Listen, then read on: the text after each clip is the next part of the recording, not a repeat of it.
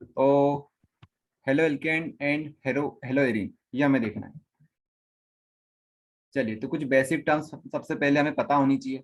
क्या होता है एल्केन, क्या होता है एल्कीन, क्या होता है एल्काइन। ये बहुत बेसिक चीजें हैं, यहीं से हम लोग स्टार्ट करने वाले हैं।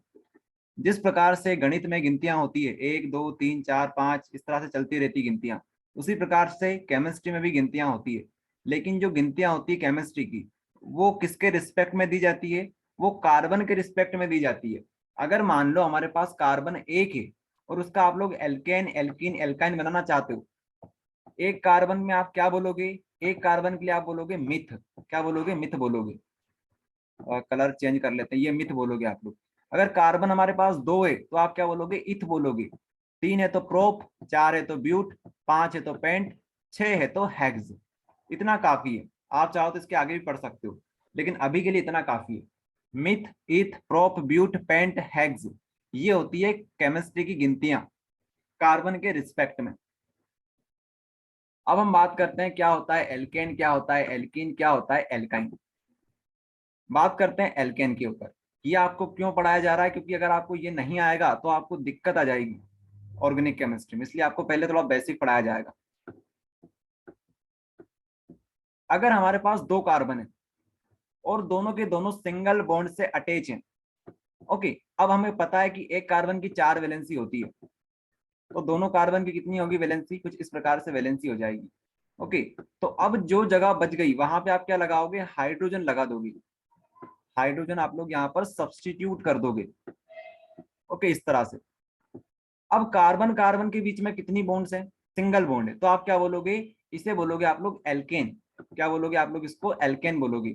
अगर यहां पर डबल बॉन्ड आ जाती, अगर यहां से हटकर, यहां से हटकर यहां पर डबल बॉन्ड आ जाती, तो आप क्या बोलते इसको? आप बोलते इसको एल्कीन। क्या बोलते इसको आप लोग? एल्कीन बोलते।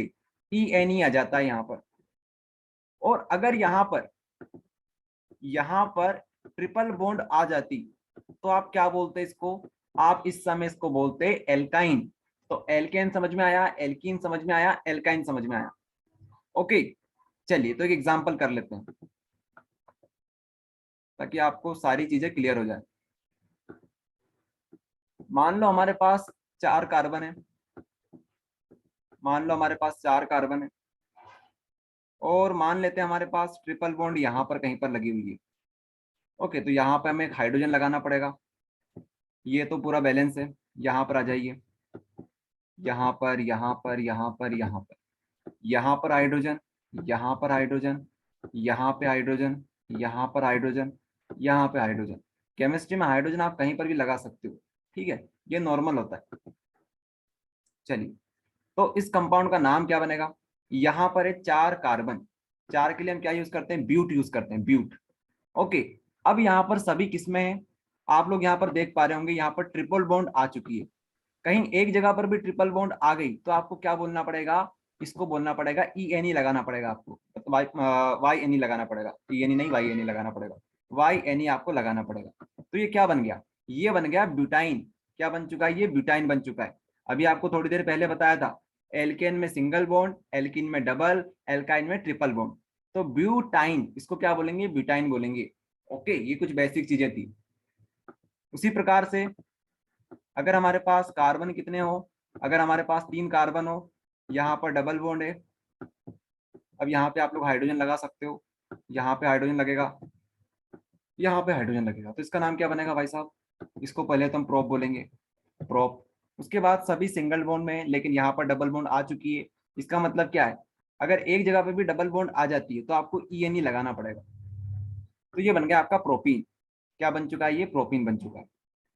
ओके, चलिए, उसके बाद अगर हमारे पास मान लो 2 कार्बन है और दोनों के दोनों सिंगल बॉन्ड में अटैच है, सिंगल बॉन्ड के साथ ये दोनों अटैच है, ठीक है, यहाँ पर हाइड्रोजन होगा, यहाँ पर, यहाँ पर, यहाँ पर, यहाँ पर एंड यहाँ पर। इसका नाम क्या सर होगा? आवाज कम हो गई। आवाज आपको नहीं आ रही है क्या सही से? सर सर आ आ रही रही है बिल्कुल, ओके आ ओके, रही है बिल्कुल सही। ठीक है ठीक है। अगर कोई नेटवर्क प्रॉब्लम आता है तो आप बिल्कुल बता देना। तो इसका नाम बनेगा इथेन। इसको हम बोलेंगे इथेन। ओके, इथेन बोलेंगे। अब आपको यहाँ से एक और कॉन्सेप्ट देखने को मिलेगा। यहाँ पर हाइड्रोजन कितने हैं? कार्बन 2 है यहाँ पर। हाइड्रोजन कितने हैं? यहाँ पर 6 है। ठीक है, हाइड्रोजन कितने हैं यहाँ पर? 6 हाइड्रोजन है। माइक ऑन ऑफ कर लो आप लोग। तो हाइड्रोजन यहाँ पर 6 है। अगर आपसे ये बोल दिया जाए कि एक काम करो आप लोग, यहाँ से एक हाइड्रोजन को रिमूव कर दो, यहाँ से एक हाइड्रोजन को रिमूव करो और एक फ्री वैलेंसी बना दो यहाँ पर, तो ये क्या कहलाएगा? ये इथाइल कहलाएगा। इथाइल, इथाइल कहलाने वाला है। ध्यान रखिएगा, अगर यहाँ से हाइड्रोजन को रिमूव करते हो तो ये क्या बन गया? ये था एल्केन। ये क्या था? एक तरह से ये एल्केन था, तो ये क्या बन गया? ये बन गया एल्काइल। Alkyl, alkyl. इसको हम लोग केमिस्ट्री में आर के नाम से जानते हैं। आर से इसको रिप्रेजेंट किया जाता है। ध्यान रखिएगा सभी, केमिस्ट्री में बहुत यूज होता है आर। आर का मतलब क्या होता है? Alkyl group. आपको केमिस्ट्री में एल्काइल ग्रुप क्या क्या देखने को मिल सकते हैं? जैसे एल्केन है हमारे पास, मीथेन। CH4 हमारा क्या होता है? मीथेन होता है। इसमें से अगर आप एक कार्बन को हटा दोगे, माफ कीजिएगा, एक हाइड्रोजन को हटा दोगे, तो क्या बनेगा? ये बन जाएगा CH3 और यहाँ पर एक बॉन्ड आ जाएगी। तो ये क्या कहलाएगा? ये हमारा एल्काइल कहलाएगा। ओके, और इसका नाम क्या बनेगा? इसका नाम बनेगा मिथाइल। Methyl, okay, methyl. तो ये था कॉन्सेप्ट। ठीक है, तो आपको ये आता होगा वैसे, अगर नहीं आता है तो आपको बता दिया है। ये रहेगा कॉन्सेप्ट अपना। आगे आ जाइए। तो इसको बोलते हैं methane, ethane, propane, butane, pentane, hexane. इस तरह से आप बना सकते हो। और अगर आप यहाँ से एक हाइड्रोजन को रिमूव कर दोगे तो मिथाइल, इथाइल, प्रोपाइल, ब्यूटाइल। आपको मिथाइल और इथाइल 95% केस में यही आपको देखने को मिलेंगे, मिथाइल और इथाइल। आवाज कम आ रही है। आवाज कम आ रही है क्या आप लोगों को? बताइए जरा। मेरे को तो आ रही है, सर सही आ रही है। चलो, सही आ रही है। सही आ रही है, बिल्कुल सही आ रही है मतलब। चलिए आगे देखते हैं।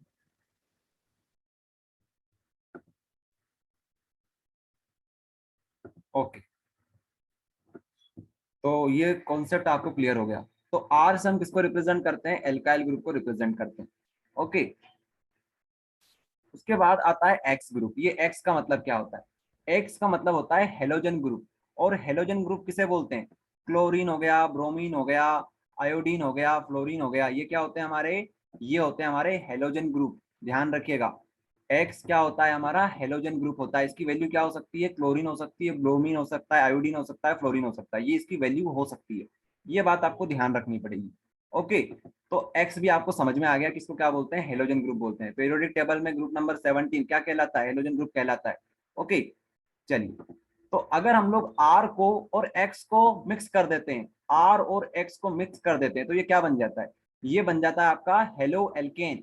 क्या बन जाता है? ये हेलो एल्केन बन जाता है। जिस तरह से आप लोग यहाँ पर देख पा रहे होंगे, आर की वैल्यू हमने यहाँ पर CH3 रख दी है, एक्स की जगह पर हमने Cl रख दिया है, तो ये क्या बन गया? हेलो एल्केन बन गया।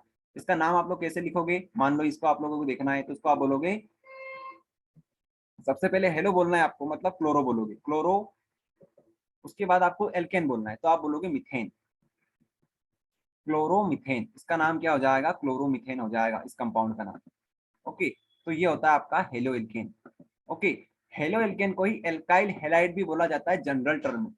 ये होता है IUPAC नेम, ये होता है इसका जनरल नेम। ओके, एक बार और आप लोग देख सकते हो इसको किस तरह से इसका नाम करेंगे हम लोग। जनरल नेम क्या बनेगा इसका? Alkyl halide. तो यहाँ पर एल्काइल कौन सा है? मिथाइल है, तो आप क्या बोलोगे? मिथाइल।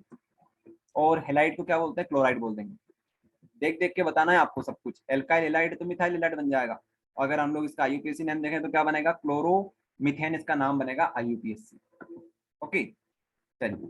उसके बाद अगर इस एक्स की जगह पर OH आ जाए तो आप इसको क्या बोलोगे? इसको बोलोगे अल्कोहल। जिस तरह से आप यहाँ पर देख पा रहे होंगे, ये क्या है? ये मिथेनॉल है। ये क्या है? मिथेनॉल है। अगर यहाँ पर CH3 की जगह पर C2H5 होता, C2H5 होता, तो इसको हम क्या बोलते हैं? इसको मिथेनॉल ना बोलकर हम इसे बोलते हैं इथेनॉल। ओके, फिर इस ग्रुप को बोलते हैं एल्डिहाइड ग्रुप। इस ग्रुप को क्या बोलते हैं? एल्डिहाइड ग्रुप बोला जाता है। RCOH, RCOH क्या होता है? एल्डिहाइड ग्रुप होता है। ओके, ये सारे हमारे चैप्टर हैं, आगे आपको देखने को मिलेंगे। एल्डिहाइड मिलेगा आपको, कीटोन मिलेगा, कार्बोक्सिलिक मिलेगा। उसके बाद हम बात करेंगे कीटोन के ऊपर। ये होता है कीटोन। देखो, एल्डिहाइड और कीटोन दोनों भाई भाई होते हैं। मतलब कि यहाँ पर सिर्फ H होता है तो हम क्या बोलेंगे? एल्डिहाइड बोलेंगे। लेकिन अगर इस H की जगह पर हम लोग R लिख देते हैं तो ये क्या बन जाएगा, कीटोन बन जाएगा। क्या बन जाएगा, कीटोन। फॉर एग्जाम्पल ये आप लोग देख सकते हो, R की जगह पर हमने क्या रख दिया है, CH3 रख दिया है। ये बात आपको ध्यान रखनी पड़ेगी। ओके, चलिए उसके बाद अगर यहाँ पर हम लोग R भी ना लें, H भी ना लें और OH ले लें, अगर यहाँ पर हम लोग OH ले लेते हैं तो ये क्या बन जाएगा, ये बन जाएगा कार्बोक्सिलिक एसिड। क्या बनेगा, ये कार्बोक्सिलिक एसिड बनेगा। ओके, ये बनेगा कार्बोक्सिलिक एसिड। चलिए एक बार और रिपीट कर देते हैं सबसे स्टार्टिंग से ही। ये हमारा होता है एल्काइल ग्रुप, ये होता है हेलोजन ग्रुप। ओके, इसकी वैल्यू क्या हो सकती है, क्लोरीन हो सकता है, ब्रोमीन हो सकता है, आयोडीन हो सकता है, फ्लोरीन हो सकता है। उसके बाद आता है आरएक्स। आरएक्स क्या होता है, हेलो एल्केन होता है। मतलब कि यहाँ पर एक आर आएगा, एक एक्स ग्रुप आएगा। ठीक है, आर क्या हो सकता है, CH3 हो सकता है, C2H5 हो सकता है। एक्स की वैल्यू भी डिफर कर सकती है। तो यहाँ पर हमारे पास क्या दे रखा है, यहाँ पर है हमारे पास क्लोरोमिथेन। क्या है हमारे पास, क्लोरोमिथेन है। उसके बाद यहाँ पर आप लोग देख सकते हो ये क्या है, अल्कोहल है। ओके, मिथेनॉल हम इसको बोलेंगे। उसके बाद यहाँ पर क्या है, ये है हमारा एल्डिहाइड। ये क्या बनेगा, एल्डिहाइड इसको हम बोलने वाले हैं। ओके, अगर इसका नाम देखना है तो क्या बनेगा, इसका नाम इथेनॉल इसको बोलते हैं IUPAC में, इथेनॉल। लेकिन इसका एक जनरल नेम काफी फेमस है, एसिटल्डिहाइड। एसिटल्डिहाइड, ये भी आपको सिखा देंगे कि क्या होता है एसिटल्डिहाइड, क्या होता है फॉर्मल्डिहाइड, क्या होता है फॉर्मिक एसिड, क्या होता है एसिटिक एसिड। लेकिन अभी थोड़ा सा वेट करो आप लोग, ठीक है। चलिए, तो इतना आपको समझ में आया। उसके बाद ये क्या है, कीटोन। कीटोन में आप लोगों को ध्यान रखना है, कीटोन में आपको यही एग्जांपल देखने को मिलेगा 99% केस में, और अपना जो सिलेबस है उसमें आपको यही देखने को मिलेगा कीटोन में। ये क्या होता है, इसको बोलते हैं एसीटोन। क्या बोलते हैं इसको, एसीटोन बोलते हैं। कीटोन में सबसे बड़ा एग्जाम्पल यही है एसीटोन का। ओके, चलिए उसके बाद कार्बोक्सिलिक एसिड। बात करते हैं कार्बोक्सिलिक की। तो कार्बोक्सिलिक क्या होता है, RCOOH। RCOOH, RCOOH भी आप लोग बोल सकते हो। ये क्या बन जाएगा, ये बन जाएगा कार्बोक्सिलिक एसिड। ओके, आगे बात करते हैं। अगला जो हमारे पास कंपाउंड है वो कुछ इस प्रकार का दिखने को मिलेगा हमें। ये ऐसा भी लिखा जा सकता है RCN। RCN ये ऐसा भी देखने को मिल सकता है आपको। ठीक है, तो इसको हम बोलते हैं एल्काइल। इसको बोलते हैं एल्काइल, इसको बोलते हैं साइनाइड। क्या बोलते हैं इसको, साइनाइड बोलते हैं, साइनाइड इसको बोलते हैं। तो क्या नाम बनेगा इसका, एल्काइल साइनाइड हम इसको बोलेंगे। क्या बोलेंगे इसको, एल्काइल साइनाइड बोलेंगे। आपको यही देखने को मिलेगा ज्यादातर, लेकिन इसका नाम ये भी हो सकता है एल्केन नाइट्राइल। एल्केन नाइट्राइल भी इसको बोल सकते हैं, और एल्काइल साइनाइड भी इसको बोल सकते हैं। अगर आप इसको पहली बार देख रहे हो तो आप इसको याद रखो, एल्काइल साइनाइड को, कि RCN ग्रुप क्या होता है, साइनाइड ग्रुप होता है। ओके, चलिए उसके बाद आता है amide amine group. Amine group क्या होता है, ये चैप्टर है हमारा, चैप्टर नंबर 13 अमीन। तो यहाँ पर आपको देखने को मिलता है NH2 ग्रुप। R के साथ देखने को मिलता है NH2 ग्रुप। फॉर एग्जाम्पल कुछ इस प्रकार से, मिथेन अमीन, इसको बोलते हैं मिथेन अमीन। ओके, मिथेन अमीन। यहाँ पर एल्केन अमीन लिखा हुआ है, अमाइड लिख दिया यहाँ पर, लेकिन आप लोग समझ गए होंगे, यहाँ पर ना आएगा। ठीक है, तो हम इसको क्या बोलेंगे, मिथेन आमीन बोलेंगे। अगर यहाँ पर C2H5 होता है तो क्या बोलते हैं, इथेन आमीन हम बोलते हैं इसको। लेकिन अभी हम क्या बोलेंगे, मिथेन आमीन इसको बोलेंगे। उसके बाद आता है कुछ इस प्रकार का स्ट्रक्चर, ये आप लोगों ने देखा होगा। इसको बोलते हैं बेंजीन। क्या बोलते हैं इसको, बेंजीन बोलते हैं। यहाँ पर कार्बन की संख्या और हाइड्रोजन की संख्या लगभग बराबर होती है, लगभग नहीं पूरी बराबर होती है, C6H6 होता है। उसके बाद हम बात करेंगे हेलो एरिन की। हेलो एरिन में क्या होता है, बेंजीन रिंग होती है, वहां पर यहाँ पर क्या जाता है, यहाँ पर एक्स ग्रुप आ जाता है। अगर आपको हेलो एल्केन समझ में आ गया होगा, RX, तो बस ये हेलो एरिन जो होता है वहां पे क्या आ जाता है, बेंजीन आ जाता है। इस R को आप रिप्लेस किससे कर दो, बेंजीन से कर दो। ओके, तो हेलो एरिन भी आपको समझ में आ गया। इसके बाद आगे देखिए, फिनोल। ये होता है फिनोल। ओके, मतलब बेंजीन के ऊपर आप लोग क्या लगा दो, OH लगा दो। अगर आपने एल्कोहल समझ रखा है, एल्कोहल क्या होता है, ROH होता है, एल्कोहल। तो आपको क्या करना है, इस R की जगह पर बेंजीन रिंग लगा देनी है, तो ये क्या बन जाएगा, फिनोल बन जाएगा। ओके, इतना बेसिक आपको इसीलिए पढ़ाया जा रहा है क्योंकि अगर एक बार आपके बेसिक क्लियर हो गए तो आप कंफ्यूज नहीं होगे, नहीं तो ऑर्गेनिक केमिस्ट्री में आप काफी ज्यादा कंफ्यूज हो जाओगे। ओके, चलिए तो एक बार रिपीट कर देते हैं फिर से, भले थोड़ा टाइम लग जाएगा लेकिन ये बेसिक क्लियर होना बहुत जरूरी है। RCN क्या कहलाता है हमारा, एल्काइल साइनाइड कहलाता है। RNH2 क्या कहलाता है हमारा, अमीन कहलाता है, अमीन। NH2 दिखते आप क्या बोलोगे, आमीन बोलोगे। ओके, उसके बाद यहाँ पर आप लोग देख सकते हो, इसे क्या बोलते हैं, बेंजीन। बेंजीन की रिंग बोलते हैं इसको। उसके बाद अगर बेंजीन के ऊपर एक्स ग्रुप लगाए तो आप क्या बोलोगे, हेलो एरीन बोलोगे। हेलो एरीन, हेलो का मतलब क्या होता है, हेलोजन ग्रुप, और एरीन यहाँ पर क्या बता रहा है, ये एरोमेटिक कंपाउंड को बता रहा है, मतलब बेंजीन रिंग को बता रहा है यहाँ पर, तो हेलो एरीन हम इसको बोलेंगे।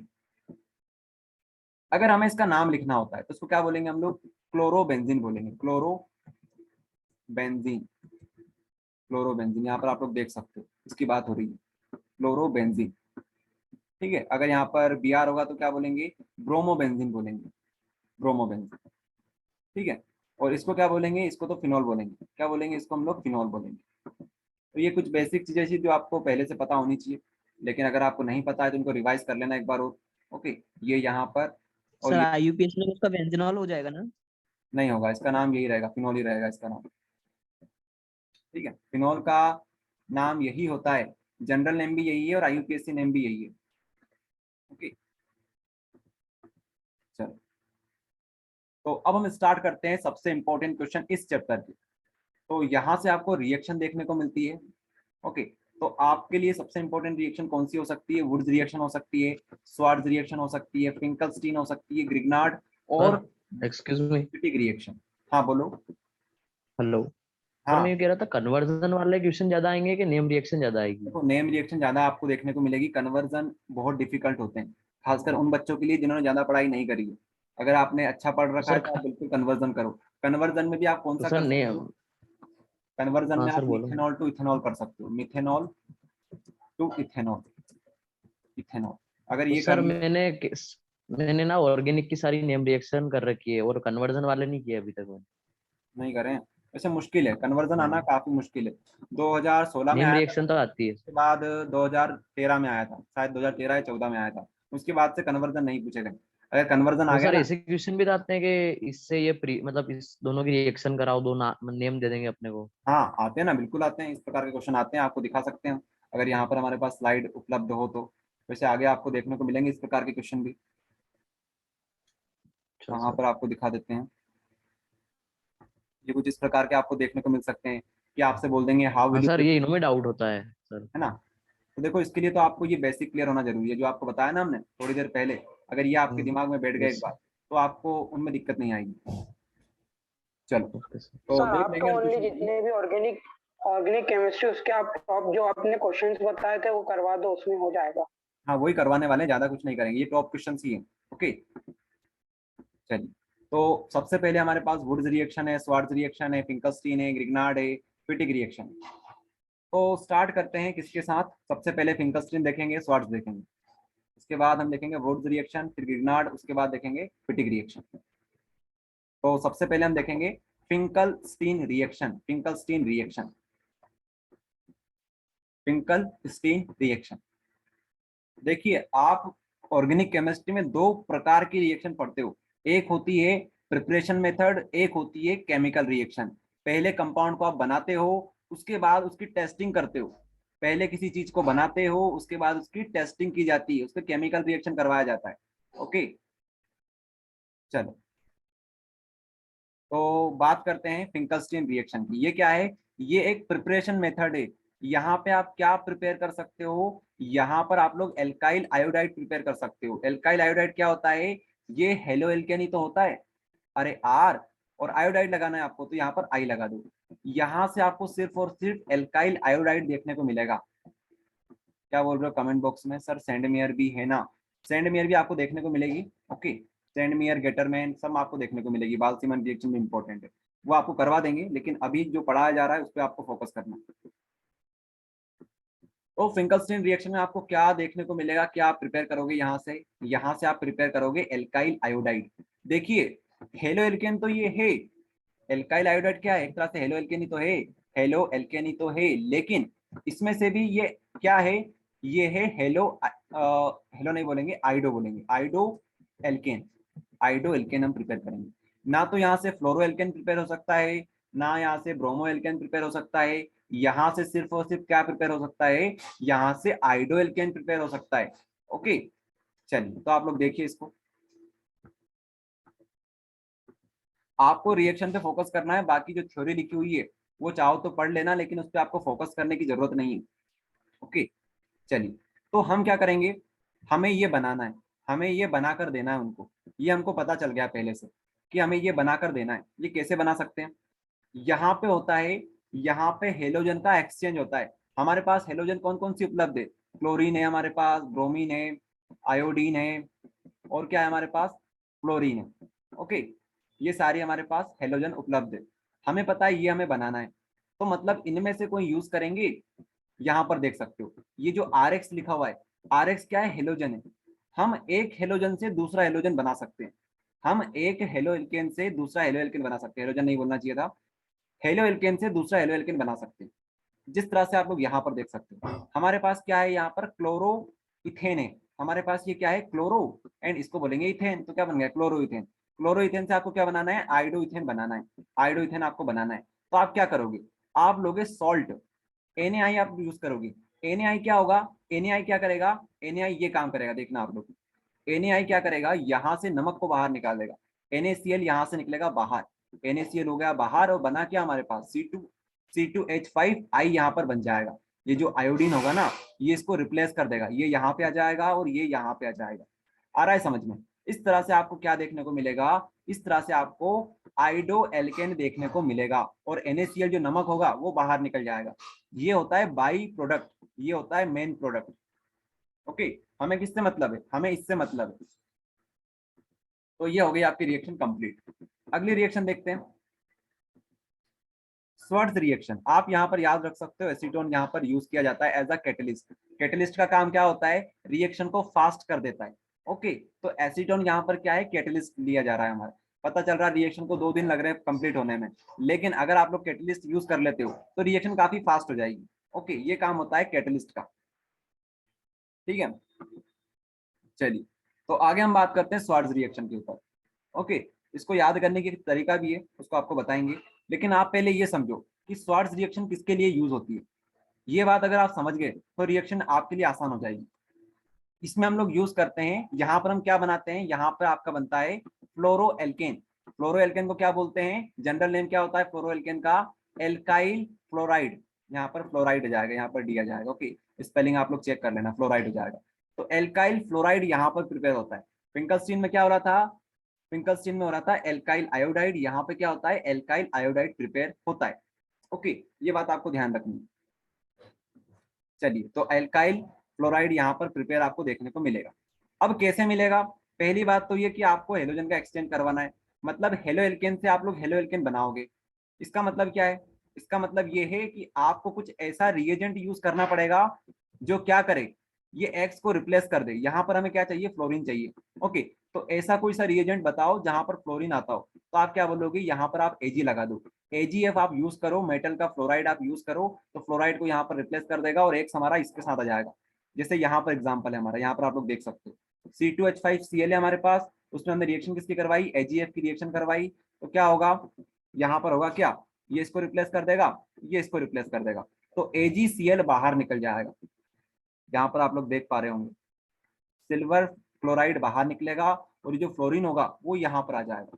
बस ये रिएक्शन, इतने में आपको क्या मिल जाएगा, इतने में आपको मिल जाएगा C2H5 और F, मतलब कि इथाइल फ्लोराइड बोल दो या फ्लोरोइथेन बोल दो, एक ही बात। ओके, तो इस तरह से रिएक्शन हमारी होगी कंप्लीट। अब इसकी ट्रिक सुनो, क्या इसकी ट्रिक है, नाम क्या है इसका, स्वॉर्ड। क्या नाम है इसका, स्वॉर्ड। आपने स्वॉर्ड सुना होगा, स्वॉर्ड मतलब होता है तलवार, SOWORD, स्वॉर्ड। स्वॉर्ड मतलब क्या होता है, तलवार होता है। और आपको याद रखना पड़ेगा तलवार किस कलर की आप यूज करोगे, सिल्वर कलर की आपको तलवार यूज करनी है। सिल्वर समझते हो, सिल्वर, Ag को बोलते हैं सिल्वर, तो यहाँ से आप थोड़ा सा याद रख सकते हो। ओके, सिल्वर फ्लोराइड यहाँ पर यूज होता है। हाँ अमन बोलो, क्या डाउट है आपका, अमन। सर कुछ भी नहीं, गलती से हो गया। चलो, तो गलती से मिस्टेक हो गई आपके साथ, तो कोई बात नहीं, हैंड लोअर कर लो अपना, हाथ नीचे कर लो। ओके, चलिए, तो ये रिएक्शन हमारी होगी कंप्लीट। ओके, आप लोग इनको रिवाइज करा करो, ऐसा नहीं है बस यहाँ पर देख लिया और हो जाएगी अपने को याद, नहीं, आपको रिवाइज करना पड़ेगा। जब तक आप रिवाइज नहीं करोगे तब तक आपको याद नहीं होगी। तो कौन कौन सी रिएक्शन हमने देख ली है, फिंकलस्टीन देख ली हमने, स्वार्ट्ज देख ली। अब हम बात करेंगे वुड्स रिएक्शन के ऊपर, और बात करेंगे फिटिक रिएक्शन के ऊपर, और साथ में ग्रिग्नार्ड को भी देखना है। ओके,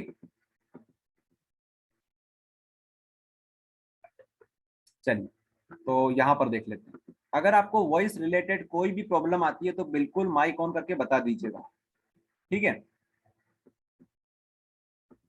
बात करते हैं स्वार्ट्ज रिएक्शन की। स्वार्ट्ज रिएक्शन जैसे ही आपके दिमाग में आए तो ये जो W दिख रहा है ना, W को उल्टा कर देना। W को उल्टा करोगे तो क्या बनेगा, M बन जाएगा, ठीक है, बड़ा सा M बन जाएगा।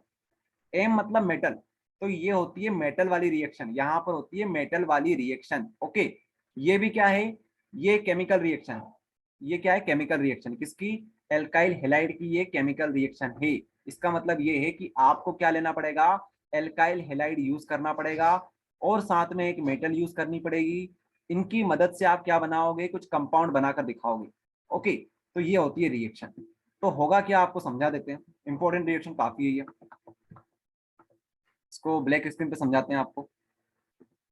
देखिए नाम क्या है इसका, स्वार्ट्ज रिएक्शन, माफ कीजिएगा वुड्स रिएक्शन है, वुड्स रिएक्शन, वुड्स रिएक्शन।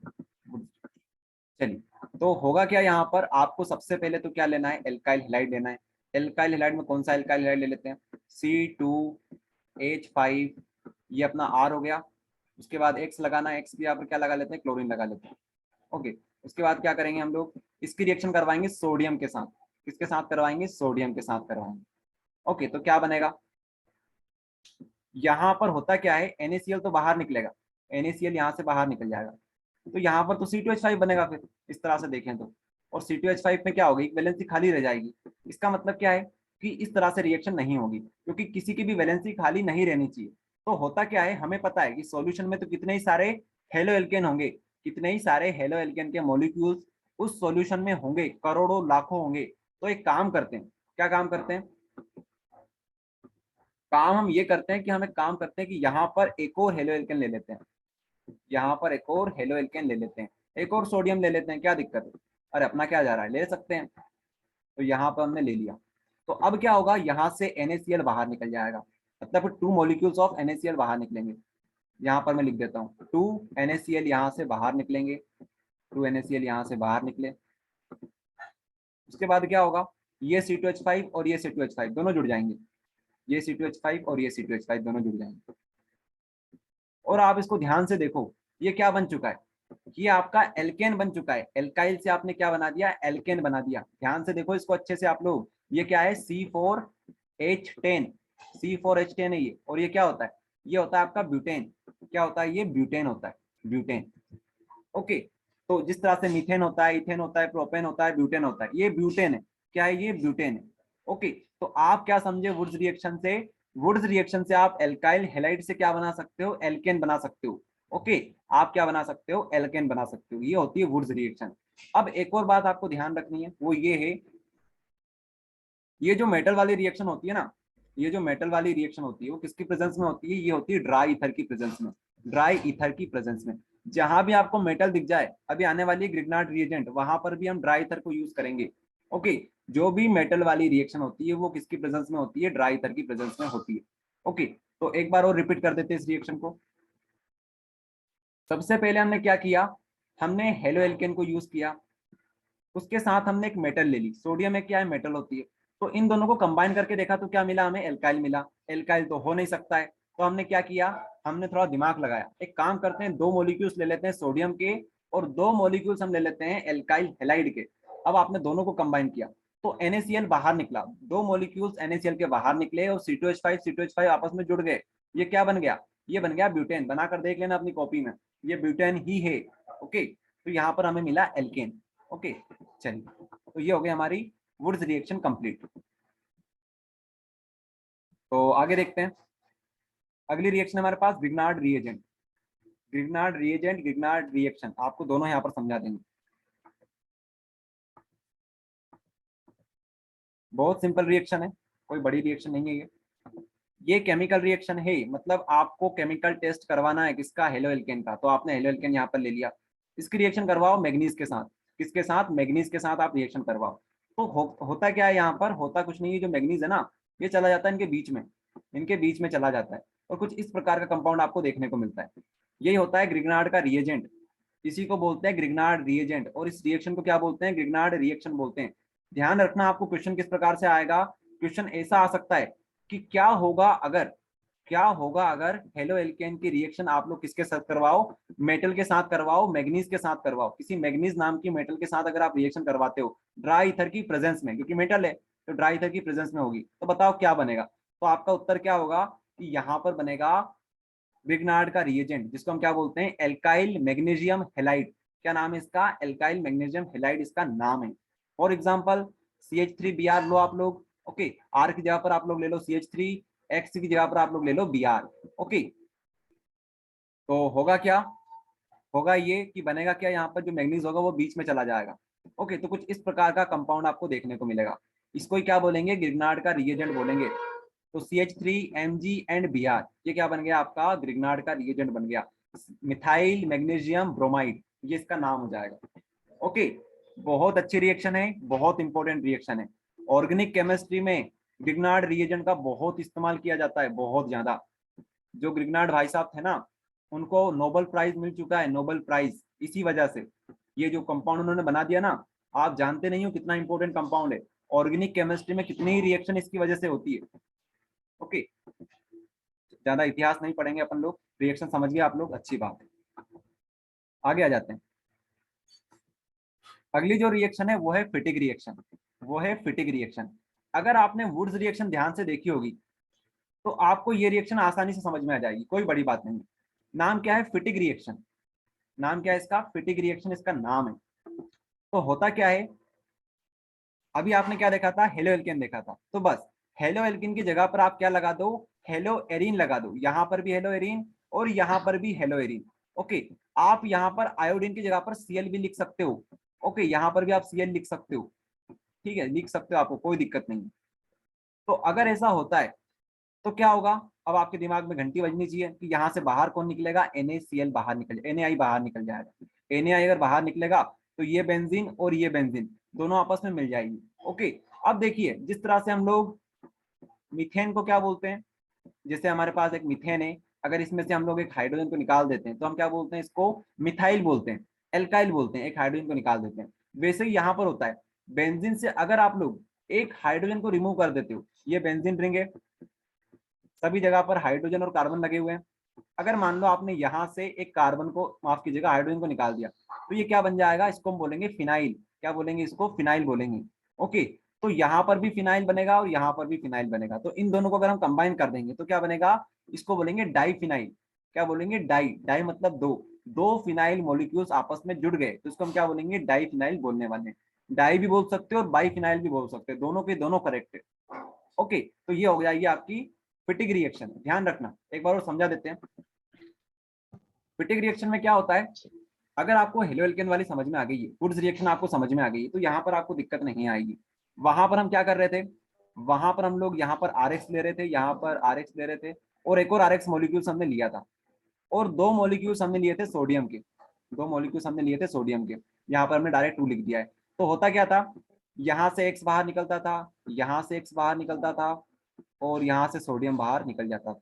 तो इस तरह से NaCl बाहर निकलता था और ये R और R मिलके एल्केन बना लेते थे। वैसे यही बात है, वैसे यहाँ पर ये बात है कि यहाँ पर एक बेंजीन का मॉलिक्यूल, यहाँ पर बेंजीन का मॉलिक्यूल, जो कि रिएक्शन में क्या कहलाएगा, फिनाइल कहलाएगा। दोनों आपस में जुड़ जाएंगे तो क्या बन जाएगा, डाईफिनाइल या बाईफिनाइल बन जाएगा। ये होती है आपकी फिटिक रिएक्शन, बहुत इंपॉर्टेंट है ये रिएक्शन, ओके, फिटिक रिएक्शन, ओके। तो ये रिएक्शन आपकी होगी कंप्लीट। ये भी ड्राई ईथर की प्रेजेंस में ही होने वाली है। उसके बाद अगली रिएक्शन है हमारे पास, write the following reaction of chlorobenzene, okay. Halogenation, sulphonation, nitration और एल्काइलेशन। अगर ये रिएक्शन आ जाती है एग्जाम में तो आप लोग समझ लेना कि आपकी किस्मत बहुत अच्छी है। अगर ये रिएक्शन आ जाती है आपके बोर्ड एग्जाम में तो आप समझ लेना कि आपकी किस्मत बहुत जोरदार है, क्योंकि सबसे सिंपल रिएक्शन यही होती है ऑर्गेनिक केमिस्ट्री में। इलेक्ट्रोफिलिक रिएक्शन सबसे सिंपल मानी जाती है, ओके। आप 4 चैप्टर पढ़ते हो ऑर्गेनिक केमिस्ट्री में, चारों के चारों में यही फंडा यूज होता है, halogenation, sulphonation, nitration, alkylation, okay. उनके चांसेस भी बहुत होते हैं कि आ जाए एग्जाम में, ठीक है। तो ये फ्री के नंबर होते हैं, तो आप लोग इनको छोड़ना मत, ओके। स्टार्ट करते हैं। पहले तो क्वेश्चन को अच्छे से पढ़ते हैं। हमसे बोला क्या जा रहा है, right the following reaction of chlorobenzene. Chlorobenzene बनाते आना चाहिए आपको कि क्लोरोबेंजीन दिखता कैसा है। पहले तो एक बेंजीन रिंग बनाओ इस प्रकार से, ये बन गया आपकी बेंजीन की रिंग। उसके ऊपर क्या लगा दो, उसके ऊपर लगा दो क्लोरीन। ये समझते हो ये बेंजीन रिंग होती है। आप चाहो तो इसको ऐसा बना सकते हो, यहाँ पर एक बॉन्ड लगाओ, यहाँ पर लगाओ, यहाँ पर लगाओ, या फिर आप डायरेक्ट इसको सर्कल बना सकते हो क्योंकि रेजोनेंस होता है अंदर ही अंदर, तो आप यहाँ पर बिल्कुल सर्कल भी बना सकते हो, एक ही बात है। ओके, तो ये क्या कहलाएगा, हमारा क्लोरोबेंजीन कहलाने वाला। ठीक है, आपसे ब्रोमोबेंजीन भी बोला जा सकता है, तो ब्रोमोबेंजीन में आप ब्रोमीन लगा देना, और क्या यहाँ पर क्या लगाओगे, ब्रोमीन लगा दोगे। बहुत सिंपल रिएक्शन है, बहुत सिंपल रिएक्शन, सारी की सारी सिंपल है। हेलोजिनेशन, सल्फोनेशन, नाइट्रेशन और एल्काइलेशन। ठीक है, चलिए तो सबसे पहले बात करते हैं हेलोजिनेशन की। Sir haloalkanes first chapter में से सर जो सिर्फ आपने जो रिएक्शन करवाई वही करना है। क्या बोल रहे हो, एक बार और बोलो। सर जो अभी आपने जो चैप्टर की जो रिएक्शन करवाई, हाँ ये कर लेना, ये सबसे इम्पोर्टेंट रिएक्शन है। ओके, और अगर आपके पास समय बचता है तो बिल्कुल आप आगे भी पढ़ सकते हो, बहुत सारे रिएक्शन है, करने को तो बहुत काम है, लेकिन आप कर पाओगे ये आपके ऊपर डिपेंड करता है। ओके, चलिए तो करते हैं स्टार्ट। हमें क्या करवाना है, हेलोजिनेशन करवाना है क्लोरीन का। ओके, तो ये बना लिया हमने ब्रोमोबेंजीन। अब इसका करवाएंगे क्लोरीनेशन। क्लोरीनेशन का मतलब होता है Cl2 के साथ रिएक्शन। क्लोरीनेशन हेलोजिनेशन एक ही बात है। ठीक है, ये बन गया आपका क्लोरीन, तो इसकी रिएक्शन आपको करवानी है। रिएक्शन में होगा क्या, यहाँ पर आपको क्लोरीन लगाना है और एक यहाँ पर क्लोरीन लगाना है। ओके, ये बन गया आपका प्रोडक्ट। बस ये करके आना है आपको एग्जाम में, एक यहाँ पर क्लोरीन लगा देना, एक यहाँ पर लगा देना। ठीक है, ये बन गया आपका प्रोडक्ट। इसको और अच्छे से समझाएंगे, 1 मिनट का हमारे पास समय है, उसके बाद आप सभी को क्लास को फिर से ज्वाइन करना है। ओके, सभी में यही होने वाला है, एक यहाँ पर चिपकाओ, एक यहाँ पर चिपकाओ, एक यहाँ पर चिपकाओ, एक यहाँ पर चिपकाओ, उसके बाद यहाँ पर देख सकते हो एक यहाँ पर, एक यहाँ पर, सारे प्रोडक्ट इस तरह से बन जाएंगे। ओके, सिंपल सी रिएक्शन है, 1 मिनट बाद इसको कंटिन्यू करते हैं। तो आप सभी लोग फिर से क्लास को ज्वाइन कर लेना 1 मिनट के बाद।